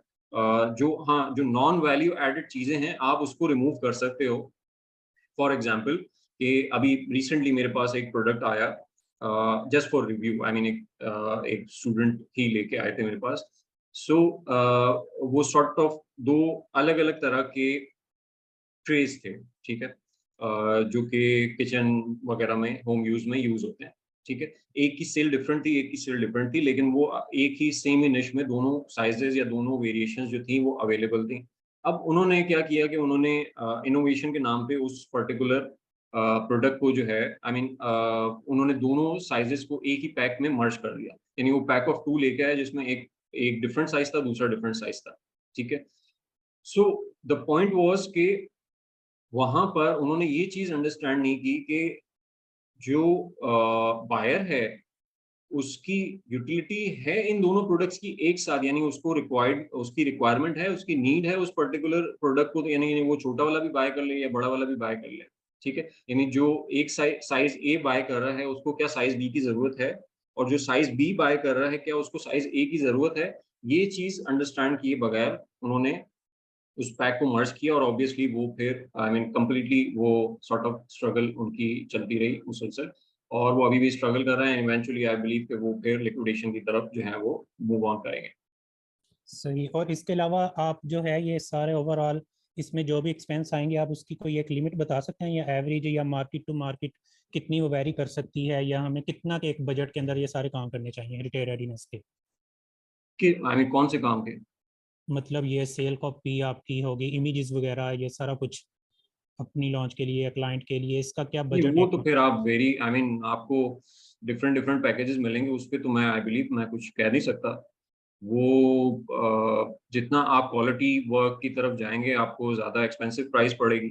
सो लेकिन मैं एक चीज़ बस यहाँ पे कहूँगा कि इन चीज़ों के ऊपर बीइंग अ सेलर, अगर आप अपनी सेल्स कॉपी के ऊपर काम कर रहे हैं, ओवरऑल आई मीन पीडीपी के ऊपर काम कर रहे हैं, तो वहाँ पर किसी किस्म का कॉम्प्रोमाइज़ नहीं करना चाहिए। हाँ, ये ज़रूर है कि आप आई मीन नेगोशिएट करें बजट के ऊपर और ये सारी चीज़ें, लेकिन सस्ते के चक्कर में नहीं जाना चाहिए, क्योंकि ऑब्वियसली वही एक चीज़ है जो कि आपकी प्रोडक्ट को विजिबल आई मीन जो आपके बायर हैं उसको कन्विंस करती है कि आपकी प्रोडक्ट बाय करे या ना करे। तो वहाँ पर कॉम्प्रोमाइज़ जो है वो आपको बहुत ज़्यादा हर्ट करेगा, ठीक है? सो सही। वो नहीं होना चाहिए। हाँ, प्राइस में आप नेगोशिएट डेफिनिटली कर सकते हो, आपको अगर कहीं से बेहतर प्राइसेस मिल रही हैं तो।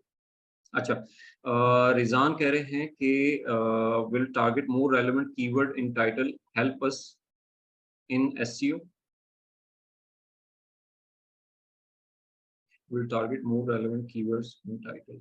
अच्छा, देखिए एसईओ आई मीन जो टाइटल का पर्सपेक्टिव है वो ये जो मेरा अपना पर्सनल ओपिनियन है वो ये है कि जो बायर का आई मीन बायर के लिए ज़्यादा नोन टर्म है ना, उसको हमें टाइटल में यूज़ करना चाहिए, और उसी से हम अगर अपने एसईओ के पर्सपेक्ट आई मीन एसईओ के टारगेट्स या ऑब्जेक्टिव जो है वो अचीव कर लें तो वो ज़्यादा बेहतर है, ठीक है। अच्छा, अब इसमें यहाँ पर लेट्स से कि यहाँ पर मैंने प्लास्टिक नाइफ जो है वो मेंशन किया हुआ है कि वो अगर वो एक वेल नोन टर्म है इस पर्टिकुलर प्रोडक्ट के लिए।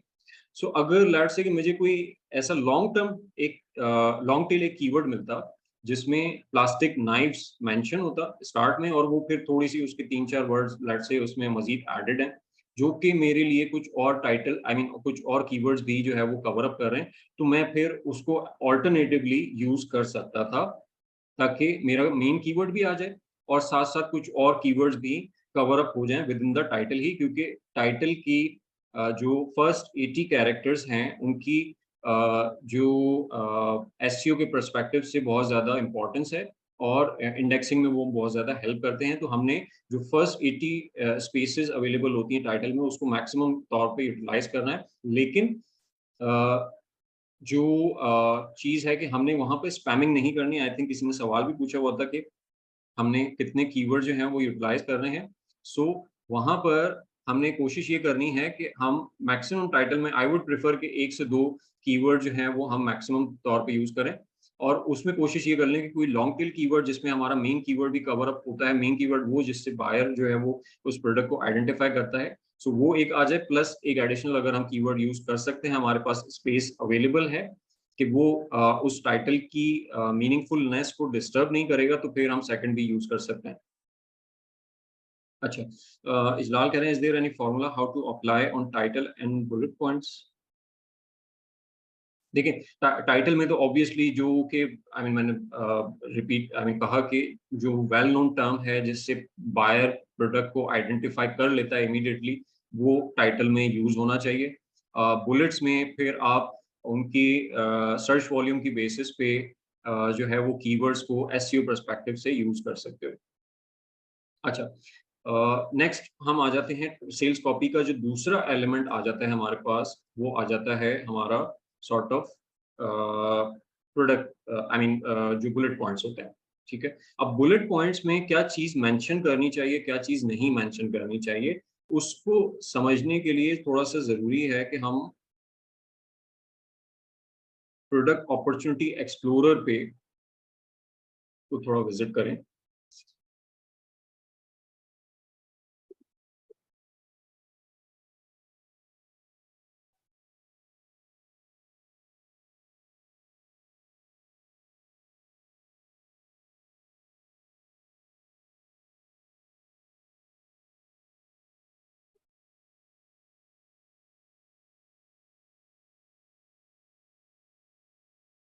Right, so product opportunity explorer में इसको हम थोड़ा डिटेल में देखेंगे लेटर ऑन। जब हम पीपीसी बजट की यूटिलाइजेशन करेंगे तो यहाँ पर हम इसको प्रॉपर्ली एनालाइज करेंगे कि यहाँ पर जो डाटा पॉइंट्स अवेलेबल हैं वो क्या हैं, उनकी अंडरस्टैंडिंग क्या है, और उसको किस तरीके से बजटिंग के लिए पर्पज से यूज किया जा सकता है। लेकिन अभी फिलहाल क्योंकि हम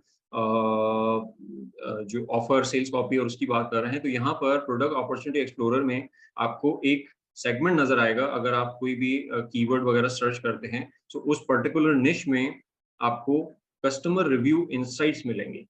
अच्छा, कस्टमर रिव्यू इंसाइट्स क्या है कि कौन से ऐसे पॉइंट्स हैं जो कि पॉजिटिव रिव्यूज, यानी ये वाला सेक्शन जो है वो पॉजिटिव रिव्यूज जनरेट करने के लिए रीजन बनता है, और कौन से ऐसे पॉइंट्स हैं जो कि नेगेटिव रिव्यूज जनरेट करने के लिए एक रीजन बन जाते हैं। ठीक है, अब ये जो पॉइंट्स हैं that is your pain points of the buyer और ऑफ योर पर्टिकुलर निश, जिस पर्टिकुलर निश में आप काम कर रहे हो, ये उसके पेन पॉइंट्स हैं जिसकी वजह से पॉजिटिव या नेगेटिव रिव्यू ज्यादा ट्रिगर होते हैं या रिपीटेटिवली ट्रिगर होते हैं। ठीक है, अगर हम यहाँ पे थोड़ा सा पॉजिटिव रिव्यूज को चेकआउट करें कि अगर जो बायर के लिए स्ट्रॉन्ग होना उस पर्टिकुलर प्रोडक्ट का, डिस्पोजेबल नाइफ्स का स्ट्रॉन्ग होना सबसे ज्यादा इंपॉर्टेंट है इन टर्म्स ऑफ पॉजिटिव रेटिंग्स। अगर हम सेकंड पॉइंट भी देखें तो क्वालिटी ओवरऑल, इसमें भी कहीं ना कहीं उसका एक तो स्ट्रॉन्ग वाला पार्ट भी कवर अप होता है कि उसकी स्ट्रेंथ क्या है। डिस्पोजेबल नाइफ्स अगर आप लोगों ने अगर उसको देखो तो बहुत कुछ ऐसी क्वालिटीज की भी आती हैं जो कि बहुत थिन होती हैं, और वो आप यूज करते हुए वो ज्यादातर क्रैक कर जाती हैं।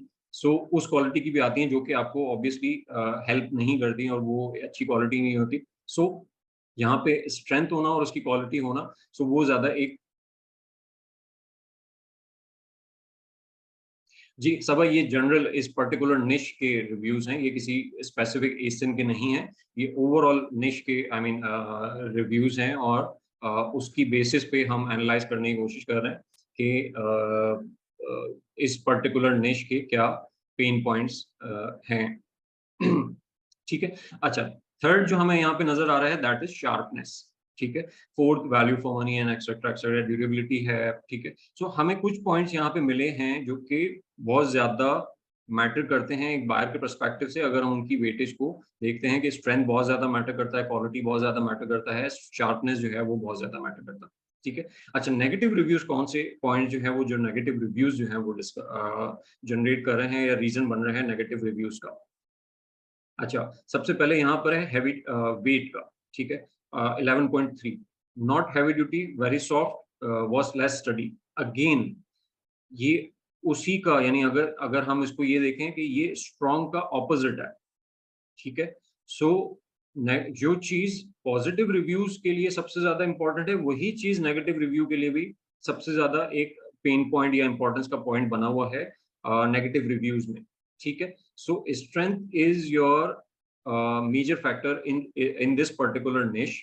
ठीक है। सो अगर मैं यहाँ पर अपने बुलेट्स को केटर करता हूँ, सो मुझे स्ट्रेंथ को सबसे पहले केटर करना होगा। ये आई मीन मेरी अप्रोच होगी कि मैं फर्स्ट बुलेट में सबसे पहले जो टारगेट करूंगा वो स्ट्रेंथ को करूंगा।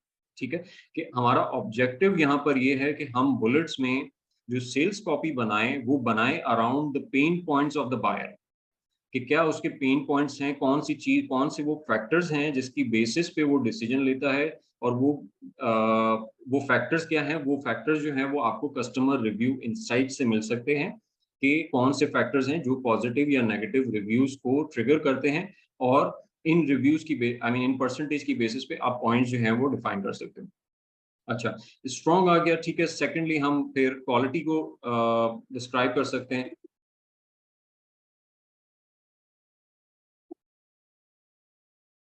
थर्ड हमारे पास शार्पनेस यहाँ पे 10 ऑलमोस्ट कोई 11% है, और शार्पनेस यहाँ पर भी रीजन बन रहा है नेगेटिव रिव्यूज का 10.5%। तो थर्ड पॉइंट हमारा शार्पनेस हो सकता है।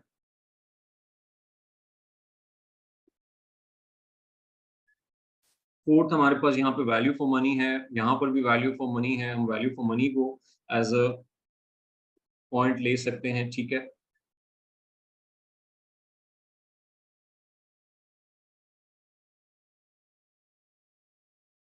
अच्छा, फिर हमारे पास मुख्तलिफ हैं, ड्यूरेबिलिटी है। ठीक है। ड्यूरेबिलिटी यहाँ पर भी है। थिकनेस जो है वो स्ट्रॉन्ग में ही कवर अप हो रहा है। आप यूजेज जो है वो डिफाइन कर सकते हो कि यहाँ पर जो एक नेगेटिव पॉइंट जो है वो ग्रेटिंग, स्लाइसिंग, पीलिंग जो है वो उसकी वजह से नेगेटिव रिव्यूज हैं। Good spreading knife but not ideal for cutting, they were worse plastic news. So यहाँ पर आप यूजेज को, यूटिलिटीज को डिफाइन कर सकते हो कि ये नाइफ जो है वो किन किन रीजंस के लिए यूज हो सकती हैं। मे बी वो बटर नाइफ्स हो, मे बी वो सिर्फ वो वेजिटेबल्स के लिए यूज हो सकती हों, मे बी वो स्टेक्स के लिए भी यूज हो सकती हो। तो डिस्पोजेबल नाइफ्स की आई मीन डिपेंड करता है कि जितना वो उसकी क्वालिटी है, जितना थिकनेस है, तो ऑब्वियसली उसकी यूटिलिटी भी उसी के अराउंड होगी। अगर वो एक बहुत थिन नाइफ है, यानी उसकी क्वालिटी इतनी अच्छी नहीं है, तो ऑब्वियसली अगर कोई उसको steak as a steak knife use कर रहा है तो वो उसको प्रॉब्लम हो सकती है, और डेफिनेटली फिर वो नेगेटिव रिव्यू जो है वो ट्रिगर करेगा। सो बुलेट्स में हमने इधर उधर की बातें नहीं करनी हमें। नॉर्मली जो हम कंटेंट राइटिंग में कि हमारी प्रोडक्ट में ये भी है, हमारी प्रोडक्ट में वो भी है, ठीक है, चांद ताड़े तोड़ के ले आए हैं हम, ठीक है, वो सारी बातें करने से बेहतर ये है कि हम अगर हम बायर के पेन पॉइंट्स को अंडरस्टैंड करें कि बायर की एक्चुअल रिक्वायरमेंट क्या है, और उन्हीं के अराउंड अपनी सेल्स पिच और सेल्स कॉपी को रखें, तो आई थिंक कि वो ज्यादा अट्रैक्टिव होगा, वो ज्यादा अंडरस्टैंडेबल होगा, और वो रिलेट कर सकेगा बायर उस प्रोडक्ट को अपनी रिक्वायरमेंट से, अपनी नीड से। अच्छा, इसी की बेसिस पे, यानी लेट्स से कि जो हमने पॉइंट्स आइडेंटिफाई कर लिए वंस, देन अब वो पॉइंट हमारे कंटेंट में मेंशन है या नहीं है, सो उसकी बेसिस पे हम पॉइंट्स एलोकेट कर देंगे। लेट्स से कि मेरे पास स्ट्रेंथ का पॉइंट जो है वो अवेलेबल है, ठीक है, मैंने 3 आउट ऑफ 3 जो है वो उसको रेट कर दिया।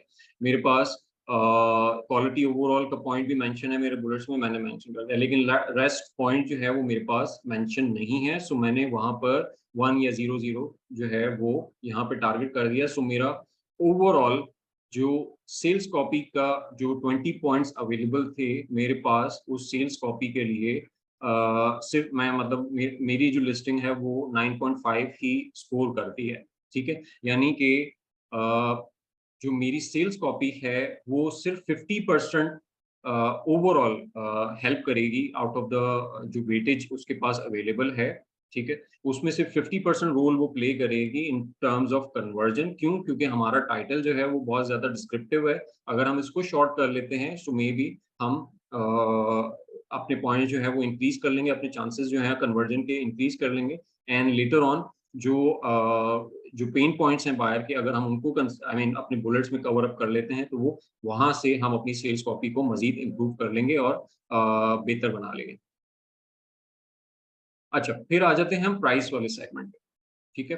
अब प्राइस में हमने उसको 30 वेटेज दी है, और क्योंकि यहाँ पे प्राइस ज्यादा मैटर करती है। सो अब प्राइस में मल्टीपल चीजें हैं, मतलब अगर हम एक प्रोडक्ट की डिस्प्ले पेज पे जाएं तो यहाँ पे एक सिंपली प्राइस, आई मीन सिर्फ प्राइस जो है वो शो नहीं हो रही है, ठीक है। उसमें और कुछ एलिमेंट्स जो हैं वो इन्वॉल्व हैं। दैट इज कि अगर हम वेरिएशंस की बात करें कि मेरे पास प्रोडक्ट पे वेरिएशंस कितनी अवेलेबल हैं, चाहे वो इन टर्म्स ऑफ साइजेस हो, चाहे वो इन टर्म्स ऑफ कलर्स हो, ठीक है, चाहे वो इन टर्म्स ऑफ पैक साइज हो, वट, तो वो वेरिएशन अगर मार्केट में ओवरऑल जो कंपैटिटर्स हैं वो ज़्यादा वेरिएशन सेल कर रहे हैं या मल्टीपल वेरिएशन सेल कर रहे हैं, तो वहां पर मेरा उस पर्टिकुलर निश में सिर्फ एक वेरिएशन के साथ एंटर होना सुसाइडल होगा, ठीक है। ये मिस्टेक जो है ना हमारे बहुत सारे कम्युनिटी मेंबर्स करते हैं कि वो एक ऐसी निश में जहां पर हर सेलर जो है वो चार चार पांच कलर ऑफर कर रहा है, या चार पांच साइजेस ऑफर कर रहा है, या चार पांच पैक साइज ऑफर कर रहा है, वो एक निश के साथ एंटर हो जाते हैं कि जब जब एक चल जाएगी तो मैं फिर बाकी जो है वो लॉन्च कर दूंगा। लेकिन वहां प्रॉब्लम ये है कि भाई वो तो बायर तो ऑप्शन सीख कर रहा है, हर सेलर के पास वो जाता है, उसके पास चार पांच ऑप्शन अवेलेबल होता है, तो वो फिर आपका एक प्रोडक्ट आई मीन क्यों बाय करेगा जब आपके पास कोई ऑप्शन नहीं है, ठीक है। सो आपके कन्वर्जन के चांसेस कम हो जाते हैं, और मेजॉरिटी ऑफ द केसेस में वो लॉन्चेस जो हैं वो फेलियर की तरफ चली जाती हैं, ठीक है। सो इस तरह की निशेस में जहां पर मल्टीपल वेरिएशन जो हैं वो इन्वॉल्व हैं, तो वहां पर हमारा भी कोशिश ये करनी चाहिए कि हमें भी मल्टीपल वेरिएशन पे काम करना चाहिए। लेट्स से फॉर एग्जांपल मैं एक आपको ये प्रोडक्ट दिखा देता हूँ, चलिए। वैसे तो एक मेरे साथ मिसहैप हो चुका है, लेकिन फिर भी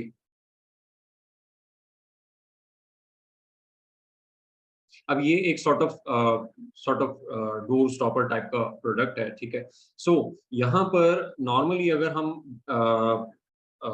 इस पर्टिकुलर निश में देखते हैं तो हर सेलर जो है वो 3 से 4 कलर्स में ये प्रोडक्ट ऑफर कर रहा है, ठीक है। और इन आई मीन जो इसके जो सेलर हैं उन्होंने एक ही वेरिएशन के साथ एक ही कलर में जो है इस प्रोडक्ट को लॉन्च किया है, जिसकी वजह से प्रॉब्लम ये हो रहा है कि उन्हें कन्वर्जन जो है वो उस तरीके से नहीं आ रही। ऑल्दो कि जो उन्होंने वेरिएशन लॉन्च की है उसके पास सबसे ज़्यादा मार्केट शेयर जो है वो मौजूद है, बट स्टिल वो एक अच्छा खासा चंक जो है वो केटर नहीं कर पा रहे, और वो सेल्स वॉल्यूम वो अचीव नहीं कर पा रहे, क्योंकि उसी पर्टिकुलर मार्केट में जो बायर मौजूद हैं उसमें लेट्स से 25-30% अगर एक कलर की तरफ है, तो बाकी जो कलर्स हैं वहां पर 10-10, 20-20% उनके ऊपर चंक मौजूद है। तो वो चंक तो हमें कभी मिलेगा ही नहीं अगर हम वो सारे कलर जो हैं वो ऑफर नहीं कर रहे हैं, ठीक है। सो ये एक वेरिएशन वाला फैक्टर भी जो है वो यहाँ पर एक इम्पॉर्टेंट रोल प्ले करता है कि ओवरऑल निश में क्या ट्रेंड है, क्या कितनी ऑफर्स जो है वो अवेलेबल है, ठीक है। अच्छा, दूसरा चीज जो थर्ड है फैक्टर है एक ओवरऑल प्राइस वाले सेगमेंट में, वो ये है कि हमारी ऑफर जो है वो प्राइम है या एसएनएल है। लेट्स से कि आपने एक पर्टिकुलर आई मीन नॉर्मली ये भी हमने एक प्रॉब्लम देखा है कि एक प्रोडक्ट जो है वो मार्केट में ओवरऑल प्राइम सेलर्स मौजूद हैं, और हम क्योंकि अपने मार्जिन जो हैं वो नहीं निकाल पा रहे होते, तो हम उस पर्टिकुलर निश में एक SNL प्रोग्राम के साथ आ जाते हैं कि ताकि हमारी फीसेस जो हैं वो कम हो जाएं और उसकी बेसिस पे हम थोड़े से ज़्यादा मार्जिन जो है वो अचीव कर लें और उस प्रोडक्ट को प्रॉफिटेबल बना लें।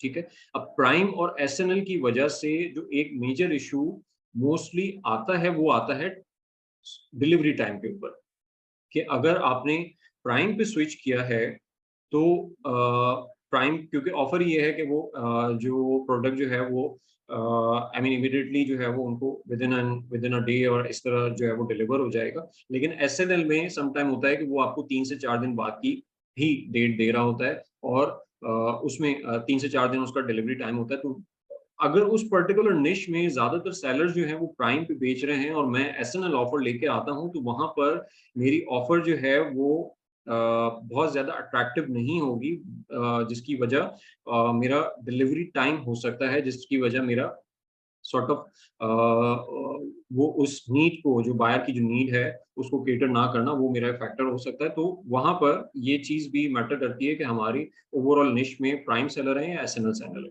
ठीक है, अच्छा देन आ जाते हैं हम डिलीवरी टाइम के ऊपर। डिलीवरी टाइम ऑब्वियसली ये चीज हमारी यहाँ पर सॉर्ट ऑफ एक तो SNL और प्राइम की वजह से, दूसरा जो इसमें रोल प्ले करता है वो है हमारी इन्वेंट्रीज, कि कितनी इन्वेंट्री आपने अमेजोन भिजवाई है और उसकी डिलीवरी डेट जो है वो क्या आ रही है, और वो क्योंकि जितनी ज्यादा इन्वेंट्री होगी तो वो इतनी ज्यादा स्प्रेड आउट होगी over the different fulfilment centres Amazon के।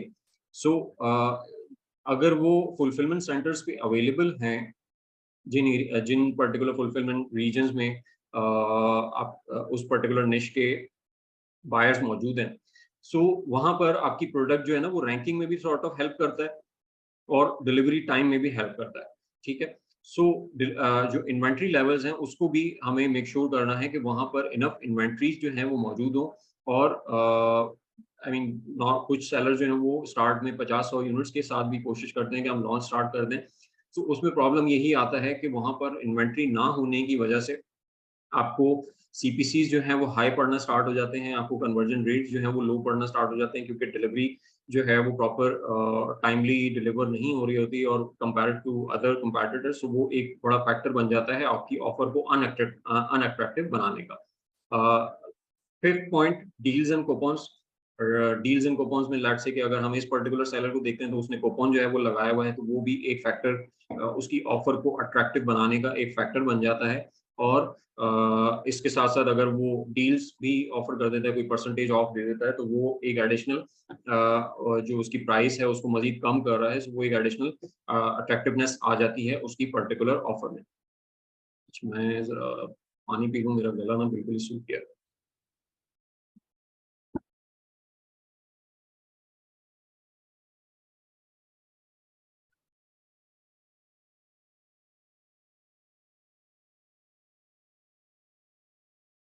अच्छा, बिलाल कह रहे हैं कि if in market there is a product selling in different sizes with different size variation, selling in different sizes with different size, okay, with different size variation, but during development we got to know that new seller are coming in pack sizes, adding all the sizes or providing value. They are getting healthy chunk share. What is your perspective on this? Should we think this way? अच्छा बिलाल, मुझे आपका सवाल जो है ना वो clear नहीं हुआ, कि वो अगर आप वॉइस में आके पूछ लें तो वो। जी सर, जी सर। अच्छा, मेरा क्वेश्चन ये है कि अगर एक मार्केट में एक प्रोडक्ट सेल हो रही है मल्टीपल साइजेस के अंदर, मतलब साइजेस से मुराद मेरी ये है कि 12 इंच, 16 इंच और डिफरेंट साइजेस में है अवेलेबल। और डेवलपमेंट के दौरान हमने ये देखा कि जी ये सारे एक ही पैक में ऐड करके लोगों ने, और एक समझ लें कि एक सिंगल प्रोडक्ट बना के और मल्टीपल साइजेस में ऐड करके आए हुए हैं। तो इसमें मैंने पूछना था कि क्या आपका पर्सपेक्टिव है कि हमें इस बार इसमें किस तरह सोचना चाहिए? अच्छा देखें, इसमें वही बात होगी जो मैंने वो एग्जांपल दी थी ना ट्रेज वाली, कि वो दो डिफरेंट ट्रेज की साइजेस को उन्होंने मर्ज कर दिया एक ही लिस्टिंग में।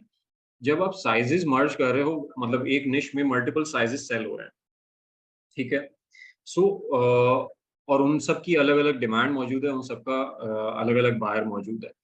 लेकिन वहां पर अगर आप उसको मर्ज करने का कंसिडर कर रहे हो तो वहां पर आपका जो डिसीजन मेकिंग पॉइंट है वो ये इस बेसिस पे होगा कि क्या एक साइज का बायर दूसरे साइज का जो प्रोडक्ट है, क्या वो दोनों साइजेस की प्रोडक्ट उसकी नीड एक ही बायर की हो सकती है या नहीं हो सकती।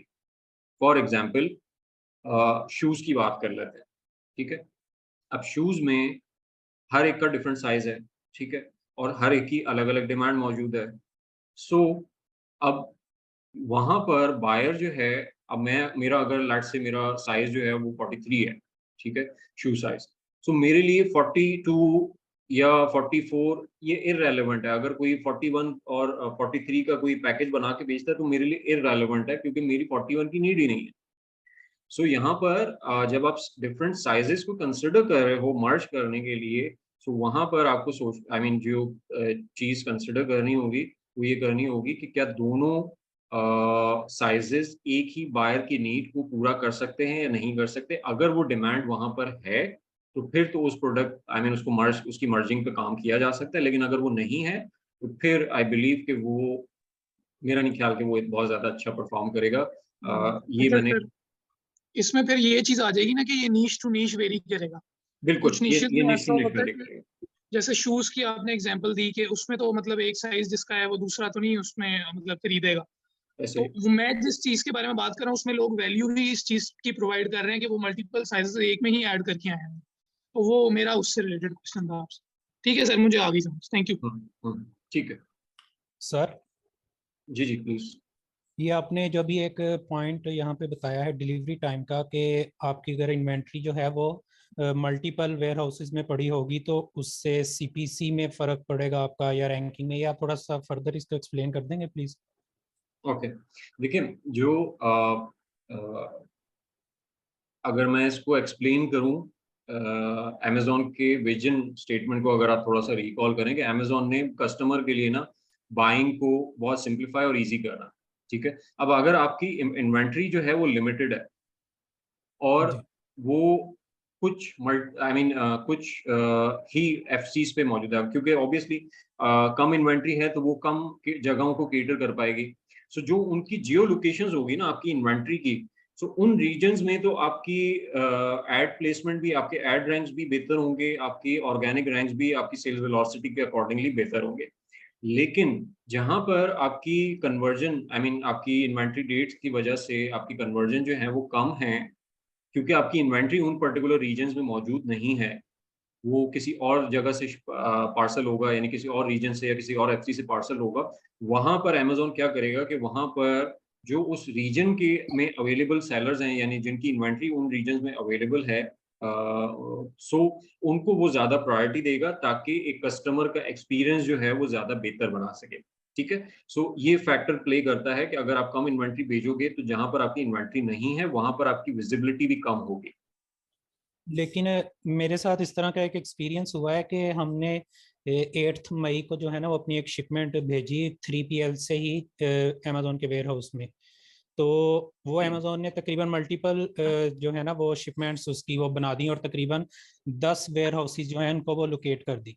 और वो 8 मई से शिपमेंट क्रिएट हुई है और अभी तक वो जो है ना वो रिसीविंग स्टेज पे वो अटकी हुई है, मतलब वहीं पे है। और जिस वजह से डिलेज भी हुआ इन्वेंट्री में पहुंचने में, और हम कुछ उन वेरिएशंस में आउट ऑफ स्टॉक भी बैठे हुए हैं, तो जिससे डी रैंक भी हो रहे हैं, बीएसआर के भी इश्यूज आ रहे हैं। और इसके अलावा क्या हम ये मल्टीपल शिपमेंट्स जो है इस ऑप्शन को कहीं से स्टॉप कर सकते हैं? और इसके अलावा क्या जो है ये इससे हमें कोई एक्स्ट्रा कॉस्ट भी पड़ती है, हमसे ही अमेजोन चार्ज करता है, या हम एक वेयर हाउस में डायरेक्ट भेज दें वो एक उसकी डिफरेंट कॉस्ट होगी, और अगर वो हम मल्टीपल में भेजते हैं उसकी डिफरेंट हमसे अमेजोन चार्ज नहीं, करेगा? बाय डिफॉल्ट जो है ना अमेजोन आपकी इन्वेंट्री जो है वो मुख्तलिफ एफसीज पे भेजता है, ठीक है। लेकिन अगर आप किसी पर्टिकुलर वेयर हाउस पे भेजना चाहते हैं तो वहाँ अमेजोन चार्जेस अप्लाई करता है फॉर वो उसको आई थिंक उसका नाम जो है वो प्लेसमेंट सर्विस का जो ऑप्शन है वो अगर आप ऑप्ट करते हो तो वहां पर आप अपनी इन्वेंट्री जो है वो किसी एक पर्टिकुलर डेस्टिनेशन पे भिजवा सकते हो।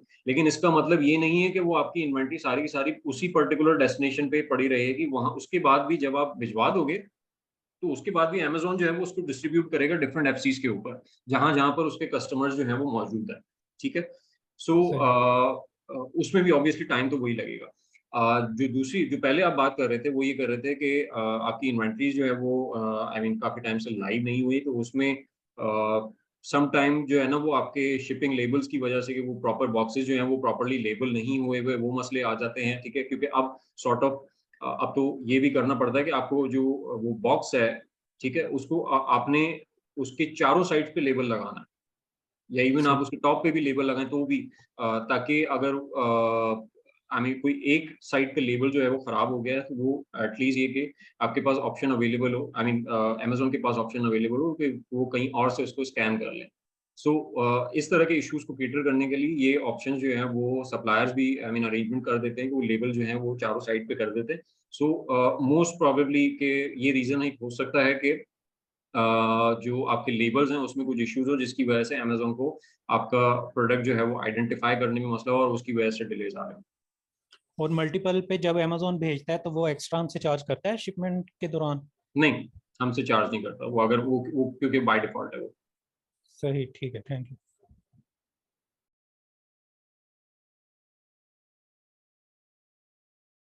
ओके, सो अच्छा, डील्स एंड कूपन्स की हमने बात की कि डील्स एंड कूपन्स जो हैं वो भी अट्रैक्टिव करते हैं। एंड दूसरा आई मीन जो लास्टली हमारी जो ऑफर को बेहतर करता है वो हमारे पास आई मीन अभी रिसेंटली आप लोगों ने देखा होगा सब्सक्राइब एंड सेव का ऑप्शन जो है, ये ऑप्शन जो है ये उन निशेज में ज़्यादा सॉर्ट ऑफ वाइबल है जहाँ पर रिपीट कस्टमर्स का ज़्यादा पोर्शन है।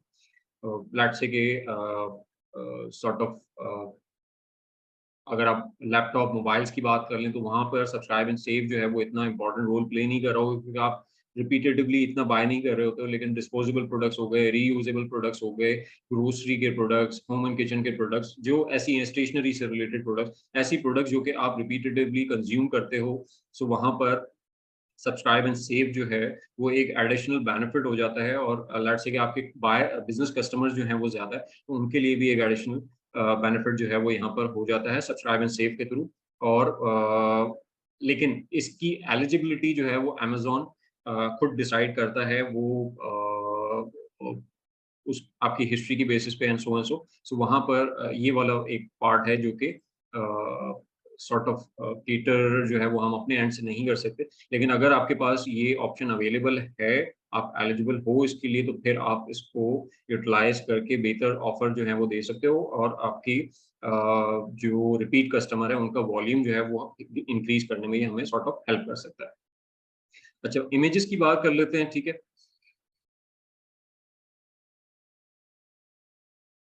अगर मैं इमेजेस पे जाऊं तो ब्रांडिंग वाली साइड पे, सो यहाँ पर इमेजेस के पर्सपेक्टिव में तो हमें बहुत ज़्यादा आई मीन सॉर्ट ऑफ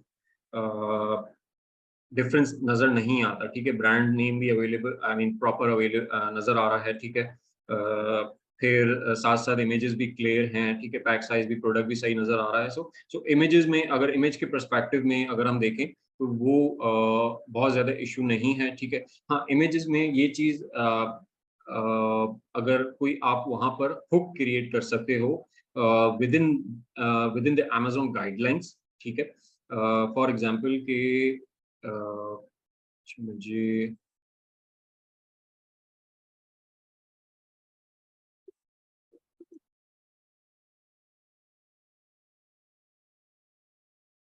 अब जैसे ये इमेजेस हैं, ठीक है, यहाँ पर बड़ा सिंपल एक सॉर्ट ऑफ मतलब प्रिंटर तो हमें नजर आ रहा है, लेकिन सॉर्ट ऑफ उसने एक हुक क्रिएट किया हुआ है अपनी इमेज के अंदर ही, जिस पे अमेजोन जो है वो इतना ज्यादा रिस्ट्रिक्शंस जो है वो नहीं लगा सकता। सो अगर आप ये यूटिलाइज कर सकते हो या इस तरह के हुक क्रिएट कर सकते हो अमेजोन की गाइडलाइन के अंदर रहते हुए, सो वो चीज जो है वो की जा सकती है और उसको यूटिलाइज जो है वो किया जा सकता है, ठीक है। अदर देन कोशिश ये करनी चाहिए कि जो आपका प्रोडक्ट है वो उसकी प्रॉपर आई मीन वो प्रॉपर आई मीन उसकी लाइटिंग वगैरह वो सारी चीज़ें जो हैं उसकी क्लैरिटी जो है वो बहुत अच्छी होनी चाहिए। जहाँ पे 3D इमेजेस यूज़ की जा सकती हैं वहाँ पर हम 3D इमेजेस की तरफ भी जा सकते हैं ताकि मज़ीद हमें क्लियर रिजल्ट जो हैं वो मिल सकें 3D रेंडर इमेज के थ्रू। अच्छा, फिर आ जाते हैं अदर इमेजेस के ऊपर। अच्छा, अदर इमेजेस में मोस्टली हम सॉर्ट ऑफ कुछ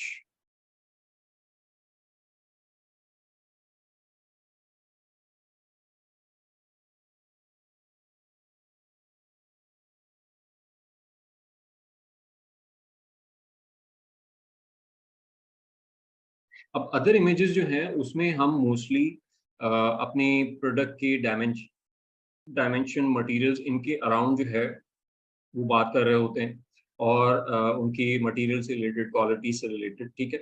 लेकिन अगेन कि जो चीज हमने यहाँ पे कवर अप की थी बुलेट्स में, कि जो एक्चुअली बायर के पेन पॉइंट्स हैं जो हमने आइडेंटिफाई किए हैं, हमें कोशिश ये करनी चाहिए कि हम जो रेस्ट ऑफ द इमेजेस हैं, लेट्स से कि अगर हमारे पास एक वीडियो अवेलेबल है और एक मेन इमेज अवेलेबल है, तो हमारी लिस्टिंग के ऊपर हमारे पास रिमेनिंग जो है वो 5 ऑप्शंस, 5 स्पेसेस जो हैं वो रह जाती हैं, जिनको हम यूटिलाइज कर सकते हैं, या 6 तक जो ऑप्शंस जो हैं वो हमारे पास रह सकते हैं। सो 5 to 6 जो इमेजेस हमारे पास rest of the images available हैं, उसमें हमें कोशिश ये करनी है कि हम डायमेंशंस वगैरह ये सारी चीजें तो चलें हम मेंशन करें उसमें, लेकिन इन पेन पॉइंट्स के अराउंड भी प्ले करें, और उन इमेजेस के थ्रू अपनी प्रोडक्ट की, लेट्स से कि इस प्रोडक्ट की स्ट्रेंथ को मेंशन करें, इस प्रोडक्ट की क्वालिटी को, इसकी शार्पनेस को, इसकी आई मीन किस तरह से ये वैल्यू फॉर मनी है, किस तरह से इसकी यूटिलिटीज हैं। सो हम उसके लिए बहुत सारी इमेजेस जो हैं वो डेवलप कर सकते हैं, उनके कॉन्सेप्ट जो है वो डेवलप कर सकते हैं। लेट्स से कि ये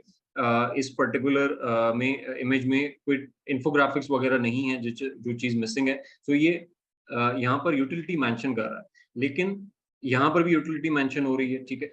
लेकिन एक ही इमेज में इस पॉइंट को कवर अप किया जा सकता था, कि इनका एक कोलाज बनाया जा सकता था, और जिसमें यूटिलिटी से रिलेटेड, या जैसे यहाँ पर भी यूटिलिटी मेंशन है। सो इसने बहुत ज़्यादा इमेजेस पे बहुत ज़्यादा अच्छा काम नहीं किया हुआ, आई मीन इसको मज़ीद इम्प्रूव किया जा सकता था, ठीक है। ये अगेन वही यूटिलिटी है, एंड सॉर्ट ऑफ इसमें और कोई चीज़ जो है वो हाईलाइट नहीं हो रही। एक इमेज है जहाँ पर ये अपनी डायमेंशंस जो है वो मेंशन कर रहा है। सो यहाँ पर इस पर्टिकुलर निश में स्ट्रेंथ को जो है वो मेंशन किया जा सकता था, ठीक है।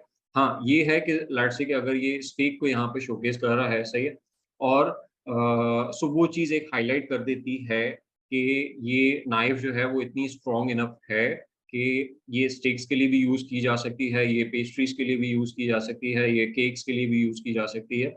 सो लेकिन अगर उसको मज़ीद बेहतर करने के लिए अगर हम इन्फोग्राफिक्स का यहाँ पर यूजेज करें, तो वो आई बिलीव कि वो ज़्यादा बेहतर होता है, और एक क्लियर पॉइंट जो है, जिस मतलब बजाय इसके कि हम ये प्रिज्यूम करें कि बायर जो है वो खुद समझ जाएगा, उससे बेहतर ये है कि हम उसको कम्युनिकेट अगर कर दें कुछ कीवर्ड्स के थ्रू, जो कि फौरन उसके माइंड में या उसके सबकॉन्शियस में क्लिक कर जाते हैं। सो वो एक ज़्यादा बेहतर अप्रोच जो है वो हो सकती है, ठीक है। सो अगेन यहाँ पर इमेजेस की बेसिस पे हमने यहाँ पर ओवरऑल ब्रांडिंग को जो है वो 20 पॉइंट्स दिए हैं, और आउट ऑफ 20 जो है वो हमें मेन इमेज में कितने मिल रहे हैं उसके अकॉर्डिंगली हमने स्कोर कर दिया। इमेजेस में हमने कौन से पॉइंट्स जो है कवर अप किए हुए हैं, कौन से पॉइंट्स हमारे कंपैटिटर्स ने कवर अप किए हुए हैं, ठीक है। तो जहाँ पर हमने वो पॉइंट्स कवर अप किए हुए हैं, हम उन पे अपना स्कोर जो है वो full out of full marks जो है वो पूरे दे सकते हैं। अदरवाइज अगर हमारे पास वो पॉइंट्स अवेलेबल नहीं है, तो दैट मीन्स कि हम वहाँ पर स्कोर नहीं कर रहे। थर्ड ब्रांडिंग की तरफ आ जाते हैं, वो आ जाती है कि हमारे पास वीडियोस अवेलेबल हैं या नहीं है, ठीक है। सो अगर फॉर एग्जांपल यहाँ पर मेरे पास, मैं अगर इस पर्टिकुलर प्रोडक्ट पे जाता हूँ,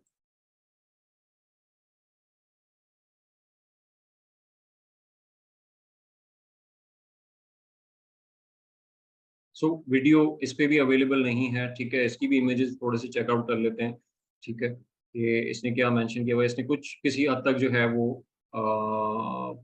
फूड्स के लिहाज से मेंशन किया हुआ है, ठीक है। एंड थोड़ा बहुत यूटिलिटीज डिफाइन की हुई हैं, ओके, ठीक है। लेकिन इन्फोग्राफिक्स की सॉर्ट ऑफ आप कह सकते हो कि कमी है, जो कि बहुत ज़्यादा अट्रैक्टिव ऑफर जो है वो क्रिएट नहीं कर रही। सो वो एक प्रॉब्लम है जिसको कि केटर किया जा सकता है, बट और वीडियो यहाँ पर नहीं है, तो वीडियो अगर नहीं है दैट मीन्स कि ब्रांडिंग को कोई बहुत ज़्यादा पुश जो है वो यहाँ पे नहीं मिल रहा, तो उसके पॉइंट्स भी हम यहाँ पर कंसिडर नहीं करेंगे।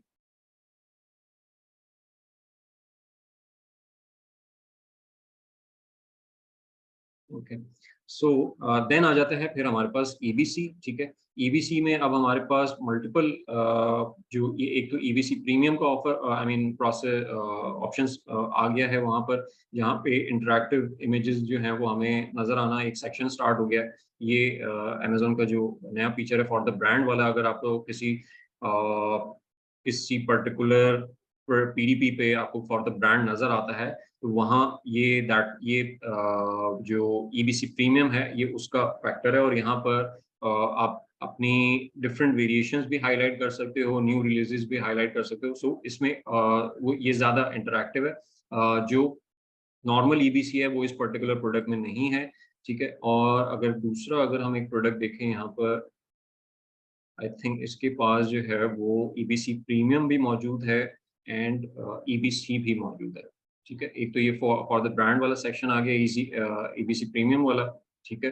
देन इसके पास प्रोडक्ट डिस्क्रिप्शन में EBC जो है वो इसने मेंशन किया हुआ है। इसने EBC के थ्रू क्या हाईलाइट किया हुआ है कि इसने ऑल्दो कि ये पर्टिकुलर हम प्लास्टिक नाइफ्स के निश में हैं, लेकिन इसने अपनी पूरी रेंज जो है वो यहाँ पर डिस्क्राइब की हुई है, कौन कौन से पैक साइजेस अवेलेबल हैं, कौन से साइज अवेलेबल है। सो वो भी एक अच्छा है कि अपसेलिंग का एक पॉइंट बन रहा है। बट यहाँ पर जो तमाम पैक साइजेस के अलावा अगर ये सॉर्ट ऑफ यहाँ पर अगर कुछ एलिमेंट्स जो है वो इस प्रोडक्ट की सेलिंग के हवाले से भी डिस्कस करता है, लेकिन शायद मे बी वो इस पर्टिकुलर निश के लिए इतना ज़्यादा इम्पोर्टेंट नहीं है, इतना ज़्यादा मैटर नहीं करते डिसीजन मेकिंग में शायद, तो उसके लिए ये ज़्यादा कन्वीनियंट है कि वो EBC को अप सेलिंग के तौर पे यूटिलाइज करे, और उसने मल्टीपल पैक साइजेस को केटर किया हुआ है।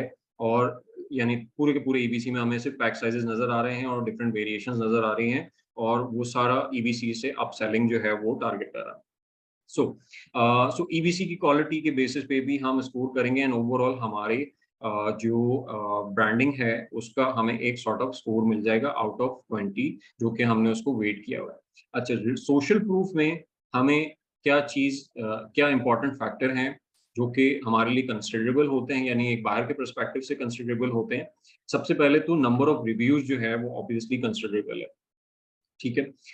सो उसी की बेसिस पे हम पहले नंबर ऑफ रिव्यूज की बेसिस पे पॉइंट स्कोरिंग या अपनी कन्वर्जन के चांसेस जो हैं वो इम्प्रूव कर सकते हैं। अच्छा, इसमें मैंने क्या किया है कि मैंने यहाँ पे स्लैब्स डिफाइन किए। स्लैब्स किस बेसिस पे डिफाइन किए हैं कि कुछ स्लैब्स हैं जो कि जिन पॉइंट्स के ऊपर बायर का डिसीजन मेकिंग जो है वो चेंज हो जाता है, उसका बिहेवियर जो है वो आपको नजर आएगा कि वो चेंज होता हुआ नजर आ रहा है, ठीक है। सबसे पहला तो वो ये है कि अगर आप 0 रिव्यूज पे हो तो सोशल प्रूफ वाला कोई एलिमेंट जो है वो यहाँ पे कंसिडर नहीं हो रहा, और वो आप ज्यादातर में 0-0 जो है वो अचीव कर रहे हो।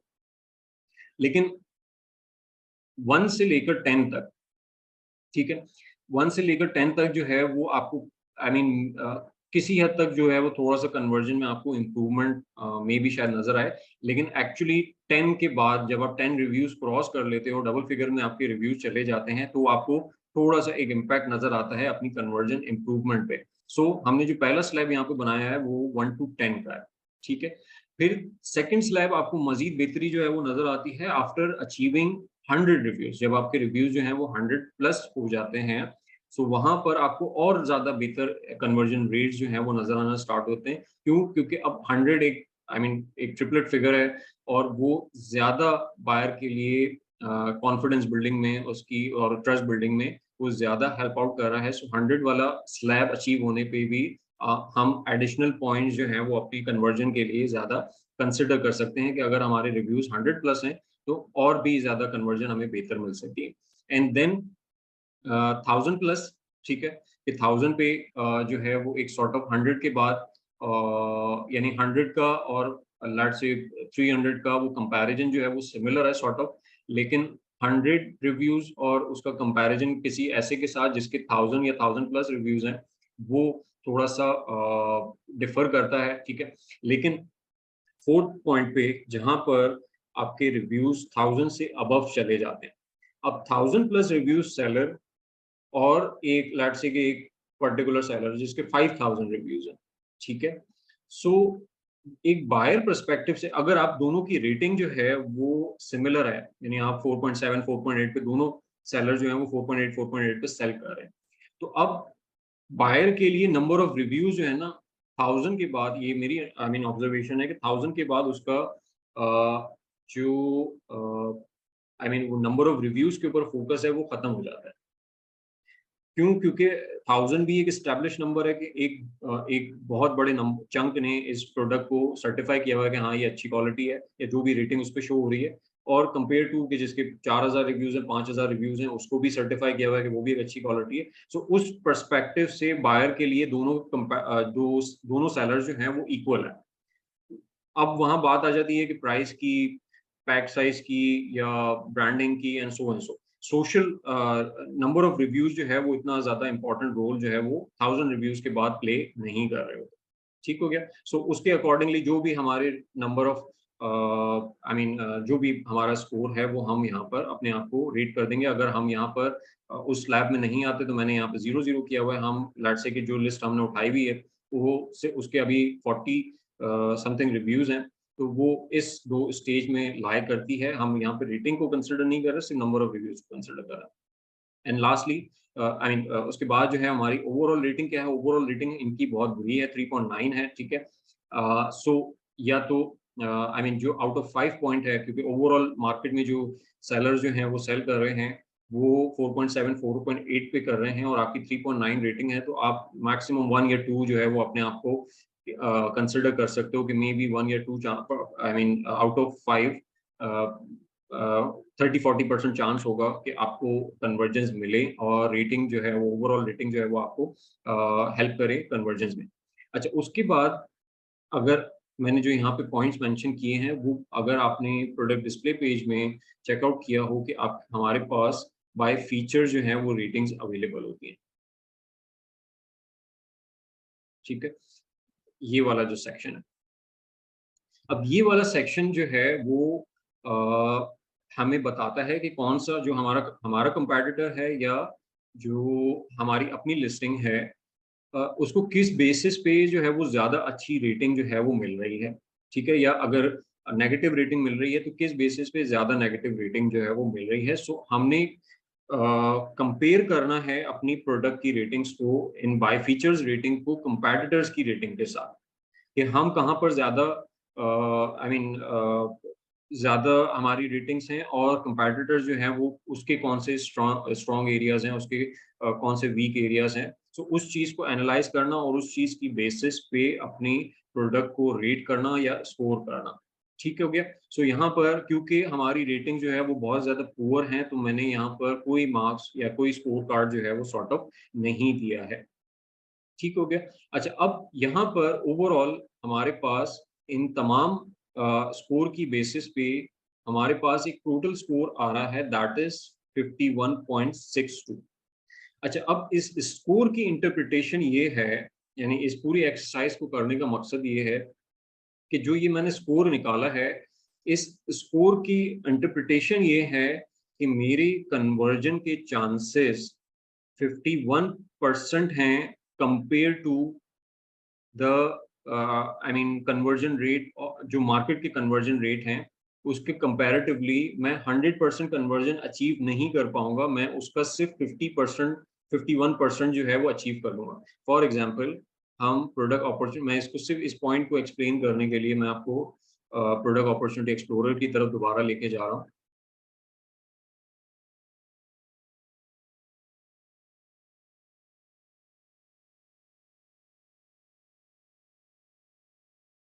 अगर हम इस पर्टिकुलर निश के सर्च कन्वर्जन रेट देखें, ठीक है, सो यहाँ पर 14% आ गया, 14% आ गया, 14%, 14%, कुछ जो है वो सिंगुलर और उसके अलग अलग आई मीन नजर आ रहे हैं। सो दैट मीन्स कि यहाँ पर हमें 14, 11, 10, 14, 12, 15 ओवरऑल ये 13 to 14% जो है वो इसका ओवरऑल कन्वर्जन रेट जो है वो बन रहा है। ठीक है, उसके अलावा अगर मुझे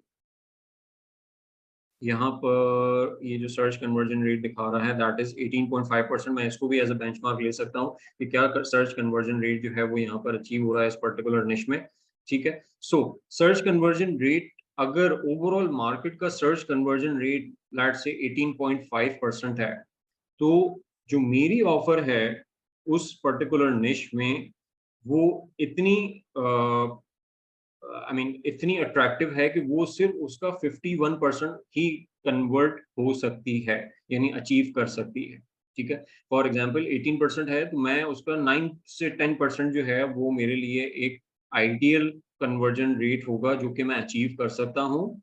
क्यों? क्योंकि मेरी जो कंपटीशन स्कोर कार्ड की बेसिस पे मेरा सोशल प्रूफ जो है वो वीक है। मेरी ब्रांडिंग कदरे बेहतर है, लेकिन मेरे जो टाइटल और सेल्स कॉपी है वो एरिया जो है वो वीक है, ठीक है। सो खास तौर पे सोशल प्रूफ जहां पर मैं आउट ऑफ 30 जो है वो मेरा सिर्फ 5 या 6 पॉइंट जो है वो मैंने स्कोर किया है, तो मुझे अपने सोशल प्रूफ पे वर्क करने की जरूरत है, उस रेटिंग को इम्प्रूव करने की जरूरत है। सो अभी जो करंट स्टैट्स हैं, अभी जो करंट पोजीशन है, इसकी बेसिस पे मुझे जो कन्वर्जन मैं एक्सपेक्ट करूंगा वो ये करूंगा कि मुझे मार्केट से आधी कन्वर्जन जो है वो मिलेगी। जो मार्केट को अगर लेट्स से कि 4 क्लिक्स पे एक ऑर्डर आता है तो मुझे मे बी 7 या 8 क्लिक जो है वो वेट करना पड़े एक कन्वर्जन के लिए।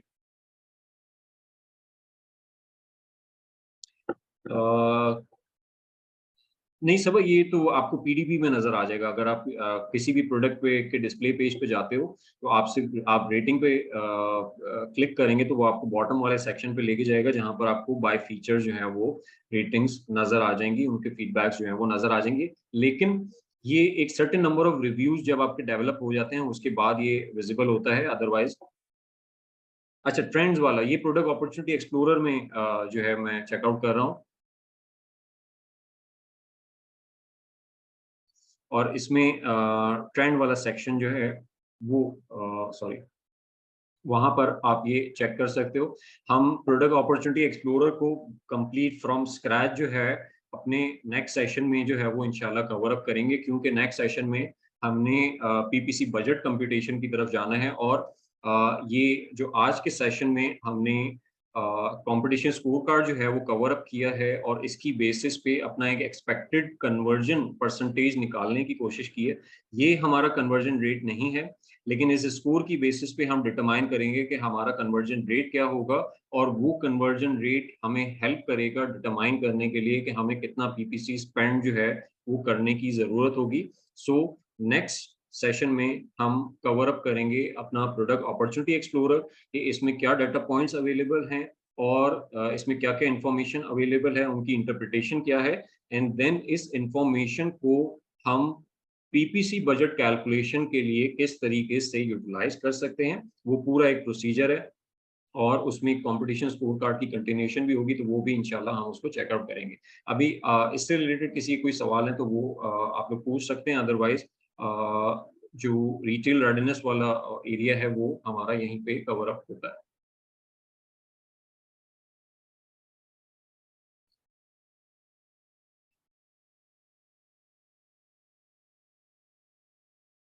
ठीक है गाइस, किसी का कोई सवाल नहीं है, सो हम आई मीन आज का सेशन यहीं पे वाइंड अप करते हैं।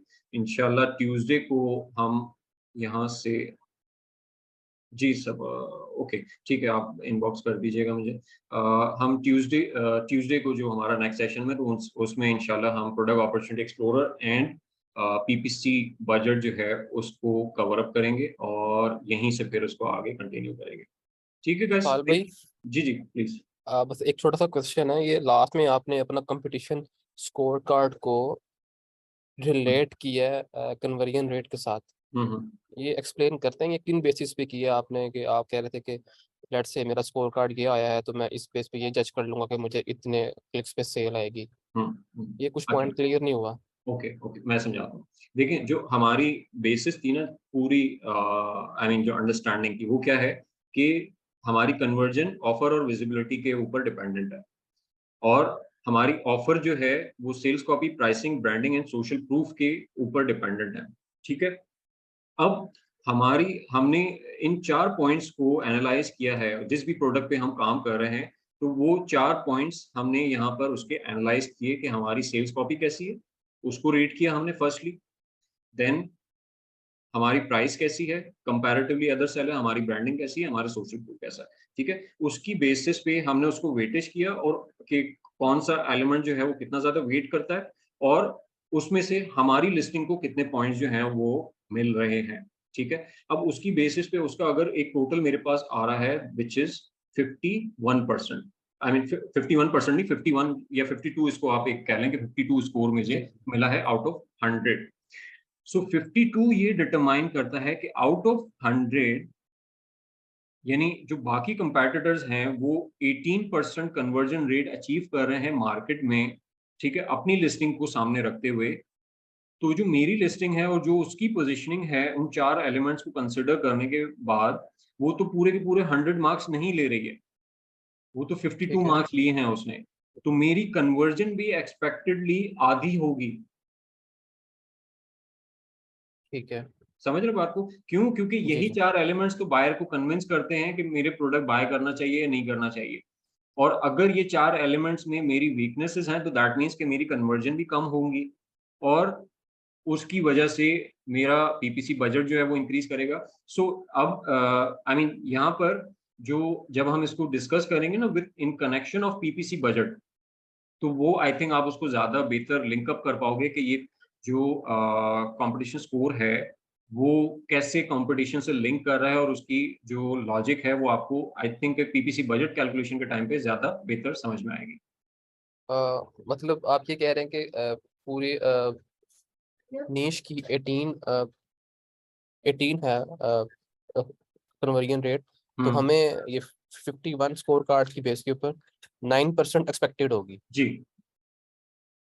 ठीक है सर, शुक्रिया, थैंक यू। जी हाँ सर। अस्सलाम वालेकुम सर। जी वालेकुम। अच्छा सर, मेरा एक केस आपके साथ डिस्कस करना है कि अराउंड 2 मंथ्स हो चुके हैं, यूएस के अंदर एक लॉन्च हुई है, तो उसमें वाइन से हमने जो है वो रिव्यूज लिए, ठीक है, और जो प्रोडक्ट थी वो मैन्युफैक्चरर की है, उसकी क्वालिटी में, उसकी ड्यूरेबिलिटी में, उसके जो मल्टीपल फीचर्स हैं वो 100% श्योर है। और जो वाइन से हमने रिव्यूज लिए उनमें से 29 रिव्यूज जो है वो 5 स्टार है और सिर्फ एक है जिसने 4 स्टार थे। लेकिन उसके बावजूद जो ऑर्गेनिक रिव्यूज हैं वो 1 स्टार 2 स्टार नेगेटिव आए हैं। और वो नेगेटिव है जो मतलब उन्होंने प्रोडक्ट की वो जो आप कह सकते हैं एक नेगेटिव फीडबैक जो है वो शेयर किया जो प्रोडक्ट के अंदर एग्जिस्ट नहीं कर सकता।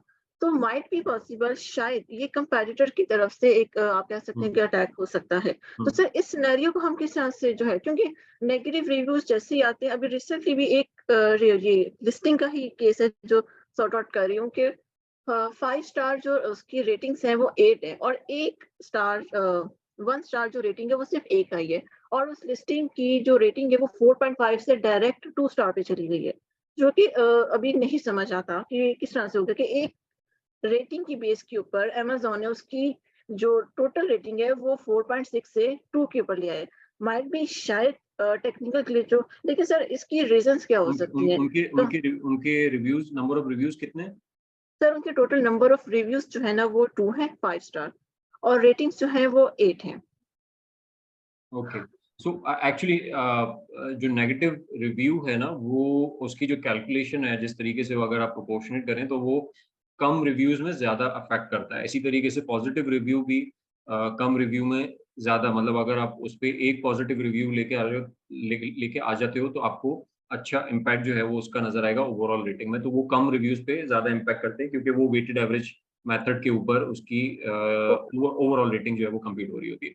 ठीक है, अच्छा दूसरा ये कि जो आपने जो सिनेरियो बताया तो उसमें तो ज्यादा यही लगता है, आई मीन 2 रीजन हो सकते हैं कि एक तो ये कि आपकी प्रोडक्ट लिस्ट के ऊपर कोई गलत प्रोडक्ट के रिव्यूज जो हैं वो शो हो रहे हैं या इंक्लूड हो गए हैं। ये आई मीन मैंने एक दफा इसको एविडेंस किया तो इस वजह से मैं आपसे कम्युनिकेट कर रहा हूँ कि ऐसा हुआ था एक प्रोडक्ट में कि जहाँ पे वो आई मीन वो प्रोडक्ट भी समझ में नहीं आ रही थी वो क्या थी और उसके रिव्यूज जो हैं वो हमारी डिस्प्ले आई मीन पीडीपी पे नजर आ रहे थे।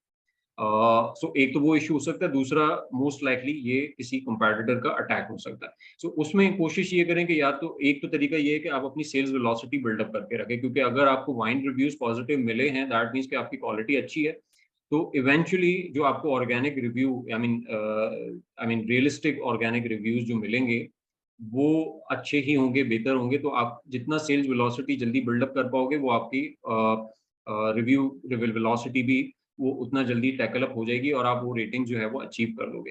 For the time being I mean जो दूसरा उसका तरीका है वो शॉर्ट टर्म में आप ये कि आप उसमें कुछ अगर रिव्यूज लेके आ जाते हो FNFs के थ्रू या पेड रिव्यूज जो वो यूजेज करते हैं लोग, उनके थ्रू आप अगर कर सकते हो तो फिर आप वो उसको कैटर करने के लिए शॉर्ट टर्म में, क्योंकि देखिए कोई भी कंपैटिटर जो है ना वो कंसिस्टेंटली नेगेटिव रिव्यूज नहीं कर सकता, क्योंकि एक सर्टेन पॉइंट के बाद उसका नेगेटिव रिव्यू जो है ना वो आपकी रेटिंग को हर्ट करने के लिए उसको एक सर्टेन पॉइंट के बाद उसको 25-50 नेगेटिव रिव्यूज करवाने पड़ेंगे, तो वो जाके 1 पॉइंट कम होगा उसका। तो वो इतना ज्यादा मैटर नहीं करेगा इन अ लॉन्ग रन। अभी शॉर्ट टर्म में आप या तो एक तो review I mean sales velocity पे काम करें, और दूसरा अगर शॉर्ट टर्म में अगर आप रिव्यू अरेंज कर सकती हैं FNFs के थ्रू, तो वो आप रिव्यूज अरेंज कर लें, और ताकि आपकी जो ओवरऑल रेटिंग है वो थोड़ा सा डिसेंट आई मीन एक डिसेंट नंबर पे चली जाए। ओके, ठीक हो गया सर। एक और क्वेश्चन है regarding pricing landing cost related, कि जब हमारी फर्स्ट इन्वेंट्री होती है उसके अंदर जो हमारे एक्सपेंसेस होते हैं वो काफी ज्यादा होते हैं। लाइक उसके अंदर हमारी ट्रेडमार्क आ सकता है, हमारी फोटोग्राफी है, हमारी इंस्पेक्शन आती है। सर क्या ये भी कॉस्ट और एक्सपेंस के अंदर ऐड करके हमें अपना प्रॉफिट मार्जिन कैलकुलेट करना चाहिए? नहीं, अगर हम ये एक्सपेंसेस भी इंक्लूड करेंगे तो फिर हमारा प्रॉफिट मार्जिन बहुत कम हो जाएगा। और उसको अगर हम देखिए ये जो है ना आपकी जो लेट्स से ट्रेडमार्क है, या आपने पेटेंट का कोई मोल्ड बनवाया है, या पेटेंट रजिस्टर कराया है, ठीक है, या आप कोई और आपने इस तरह की आई मीन इमेजेस की भी जो इमेजेस डेवलप करवाई हैं, सो ये सारी जो कॉस्ट है वो आपकी एसेट का पार्ट है, ये एक्सपेंसेस नहीं है, ये एसेट्स हैं आपके, आपकी कंपनी के, आपके बिजनेस के। सो इसको आप कॉस्ट का पार्ट नहीं बनाओगे, कॉस्ट का पार्ट सिर्फ आप उन चीज़ों को बनाओगे जो कि आपकी एक सेल करने के लिए डायरेक्टली अफेक्टेड है, जो डायरेक्ट कॉस्ट है आपकी।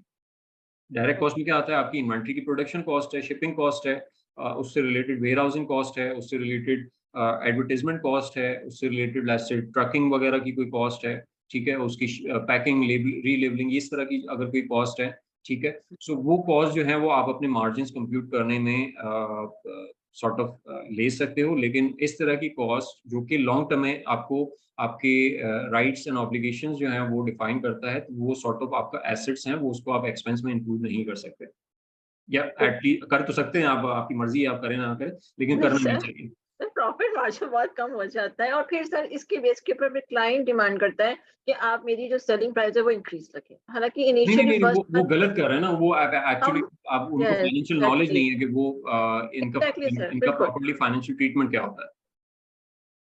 Exactly sir. और सर अब वहां से प्राइस डिक्रीज नहीं करने दे रहे, वहां से PPC स्टार्ट होती है और एक्सपेक्टिंग कि फर्स्ट मंथ में ही हमें प्रॉफिट आए। इवन ब्रेक इवन को तो वो भूल ही जाते हैं कि ब्रेक इवन पे पहले आना है, देन फिर हम प्रॉफिट की तरफ जाएंगे। नहीं वो तो डायरेक्ट आई मीन उनको आप कहते हैं ना कि आप जुआ वो खेल लेते तो वो ज्यादा बेहतर होता। ऐसे ही सर, बिल्कुल। Thank you so much sir. Thank you.